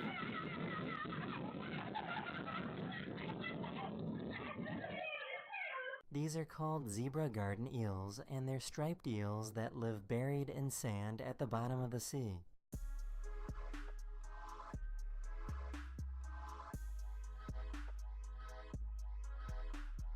Grandma. Where are you? I'm in the. I'm talking on. I'm talking on the ring camera. I'm coming. Okay, I'm sorry. All right, Grandma. He put his dad's credit card in a 3D printed wand. The f is this, dude? Credit card. My credit card is in here? Yeah, it's in that star. How the f am I supposed to use it? Tap to pay. What do I tell this guy? Do you accept magic? I don't know. Alright, it's gonna be tap to pay. Tap to pay? Yeah. Yeah, that's it. This lake in New York froze over, so this guy took his ice boat for a ride.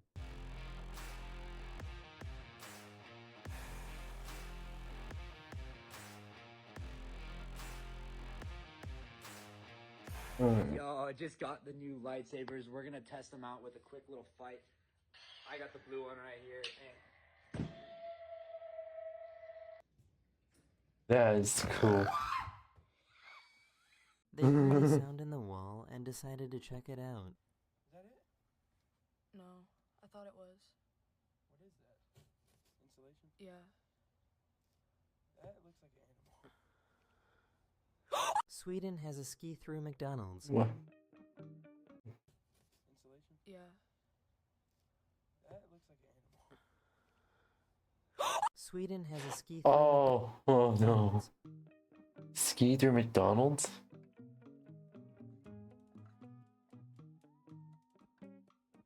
Japan has had record snowfalls, which has led to crazy-looking roads. Oh, that's wild. Wild. That is wild.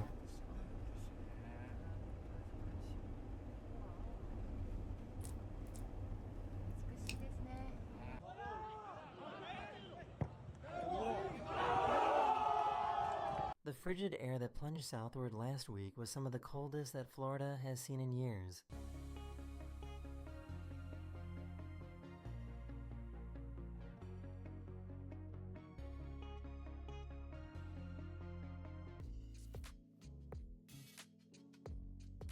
Aw. Aw, you had a good nap. You know what they say. You had a good nap. Man eat fish, he day.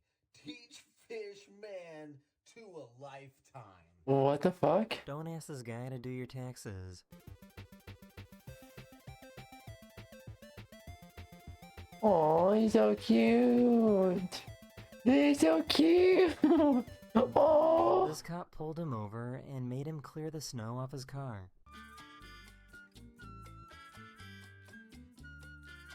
Yeah. There's many drivers who think they can just drive with the mouse on the car. It's actually illegal. And that's fucking why. You can actually get fined for that. Or you can get arrested. I don't know if you... It's not enforcing that, but it really should be.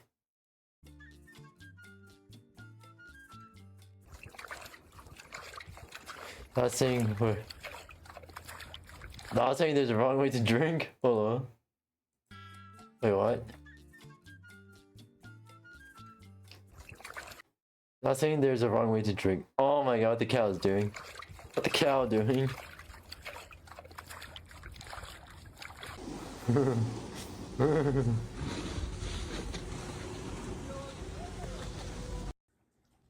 Bobby, are you cold, honey? You didn't bother taking your blanket off to get a drink? They picked the wrong weekend for their camping trip. Oh no!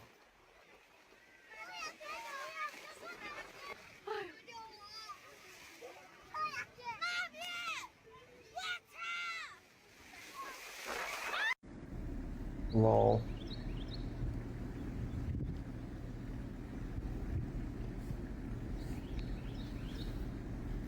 Oh, turkey. Oh, a lot of turkeys.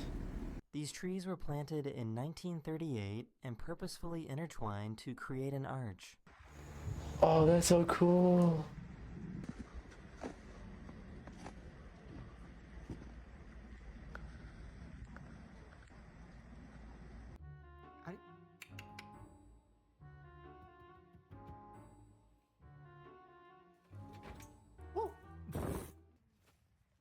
What happened? Oh, what? Oh, oh no. Oh no. Orange cat.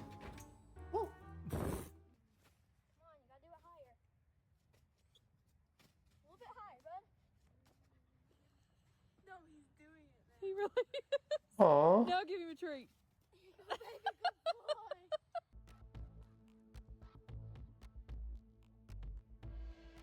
Oh no. Yep. Baby doesn't. Aww. Oh no, the If you're dog. Italian, look away now. The dog. Hold on, the dog. The dog. The dog If you're flew. Italian, look away now. Ich wollte Spaghetti mit meinem Spaghetti-Gabeldreh-Gerät That's genius. auf. Super praktisch.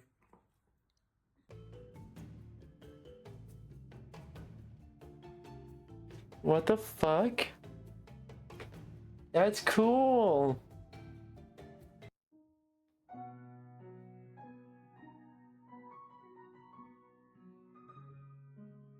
Oh, the kitty's asleep.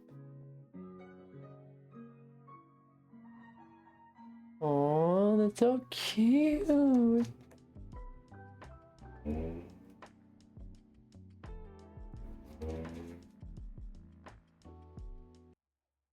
the way. Where's the ball? Go get the ball. All the way in. All the way in. All the way in. All the way in. Oh my god. Oh. Oh.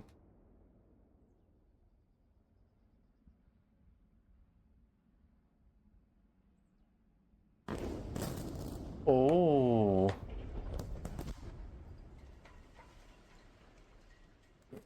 This is a really smart way to get your shirt signed.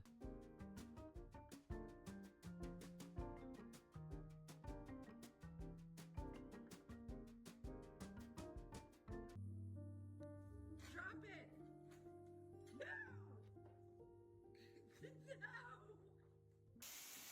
Stolen. Izumi got stolen.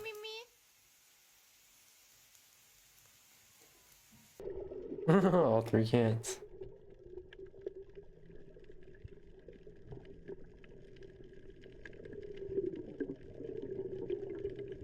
This cat can distinguish between different sizes.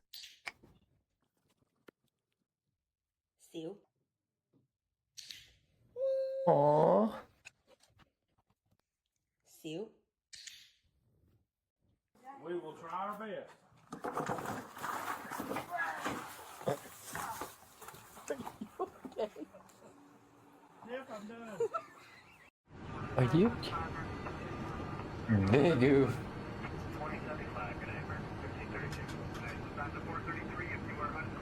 What the fuck?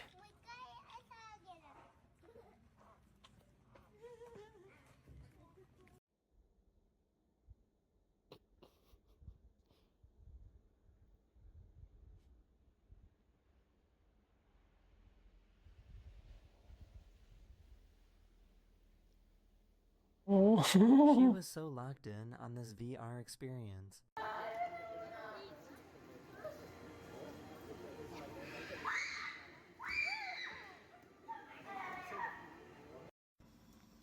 Screaming skeleton. I've never seen a fish jump this high before.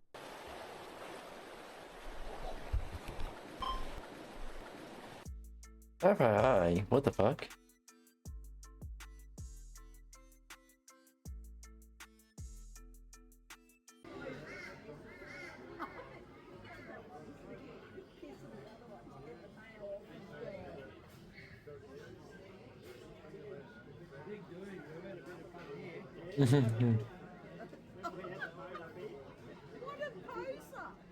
This is the craziest boxing match I have ever seen. Aww. The kitties are battling it out. Aww. That's genius. Letting you know the menu is sideways.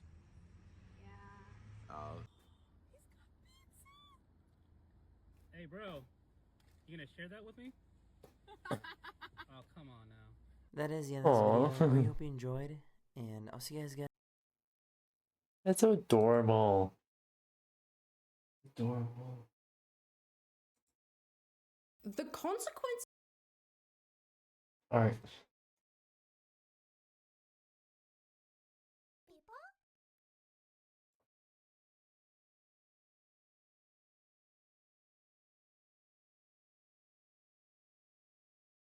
Go.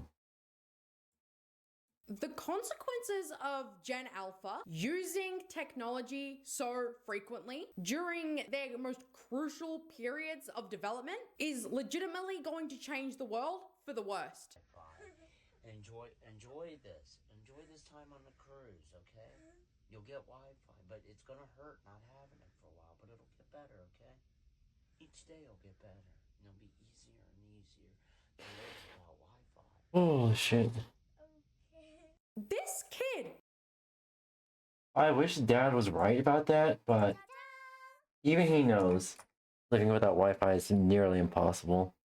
is on a cruise, and not just any cruise, a Disney cruise. I am not exaggerating, you guys, when I say that going on a family vacation on the Disney cruise was every single Gen Z's child's dream when we were younger. We would have killed for a ticket on this boat of magic and adventure. But that's just simply not the case anymore. These kids have to be calmed down and consoled by their parents because they're throwing tantrums over not being able to access the Wi-Fi to play their stupid online games when they're literally on the Disney cruise. Here's just a very small amount of things that are included on a Disney cruise for kids to do. There is literally unlimited soft serve ice cream and all you can drink soda. There's a scavenger hunt based in Andy's room from Toy Story that kids can participate in. There's an intergalactic play space for the Star Wars fans where you can pretend to fly a starship and customize your own like you're on Pimp My Ride, and private karaoke rooms for you and your siblings. I would have killed to have the That is experience. literally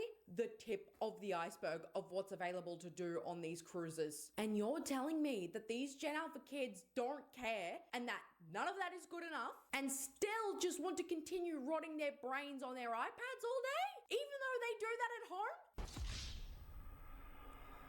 Ungrateful ass brats, if I do say so myself. And this video that was uploaded to TikTok is the exact reason why these kids are acting out as much as they are nowadays. Because this woman likes to say her child is behaving in public because of the use of the iPad and the headphones, so she's completely removed from the reality around her. But this is not behaving. This is occupying her for the meantime. And there's a massive difference between the to. So all you're telling me is, had this child not been given an iPad and a pair of headphones, then she would have acted exactly like that kid at the beginning of the video, would she have not? Because that's what I'm getting. Yeah, so that's not parenting. That is just distracting kids so that they're not actually being taught how to behave in public. And it is a detriment to their development, because there were people in the comment section saying that this is exactly how their younger siblings were raised when they were kids. And now that they're a little older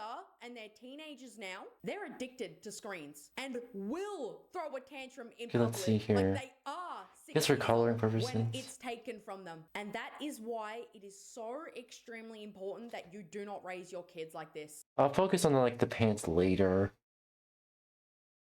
I do agree. That's all kind of fucked up. Oh yeah. Yeah. Oh fuck. Get a new stretch. Oh fuck. There we go. Oh boy. Let's see here.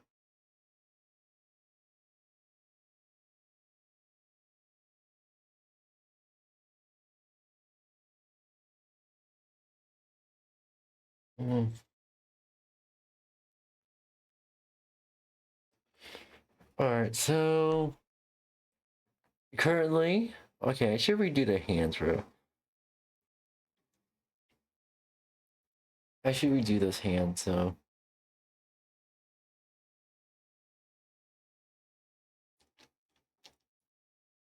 maybe next year I'll focus on those hands when I get to it. Outside that, I'm happy with like the line art for this.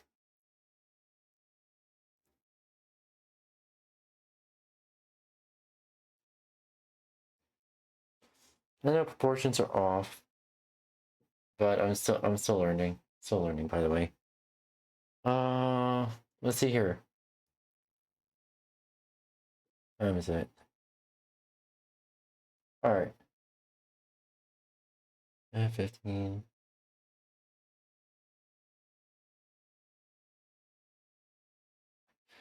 Alright, so thinking we're gonna be moving on to pretty much YouTube reactions.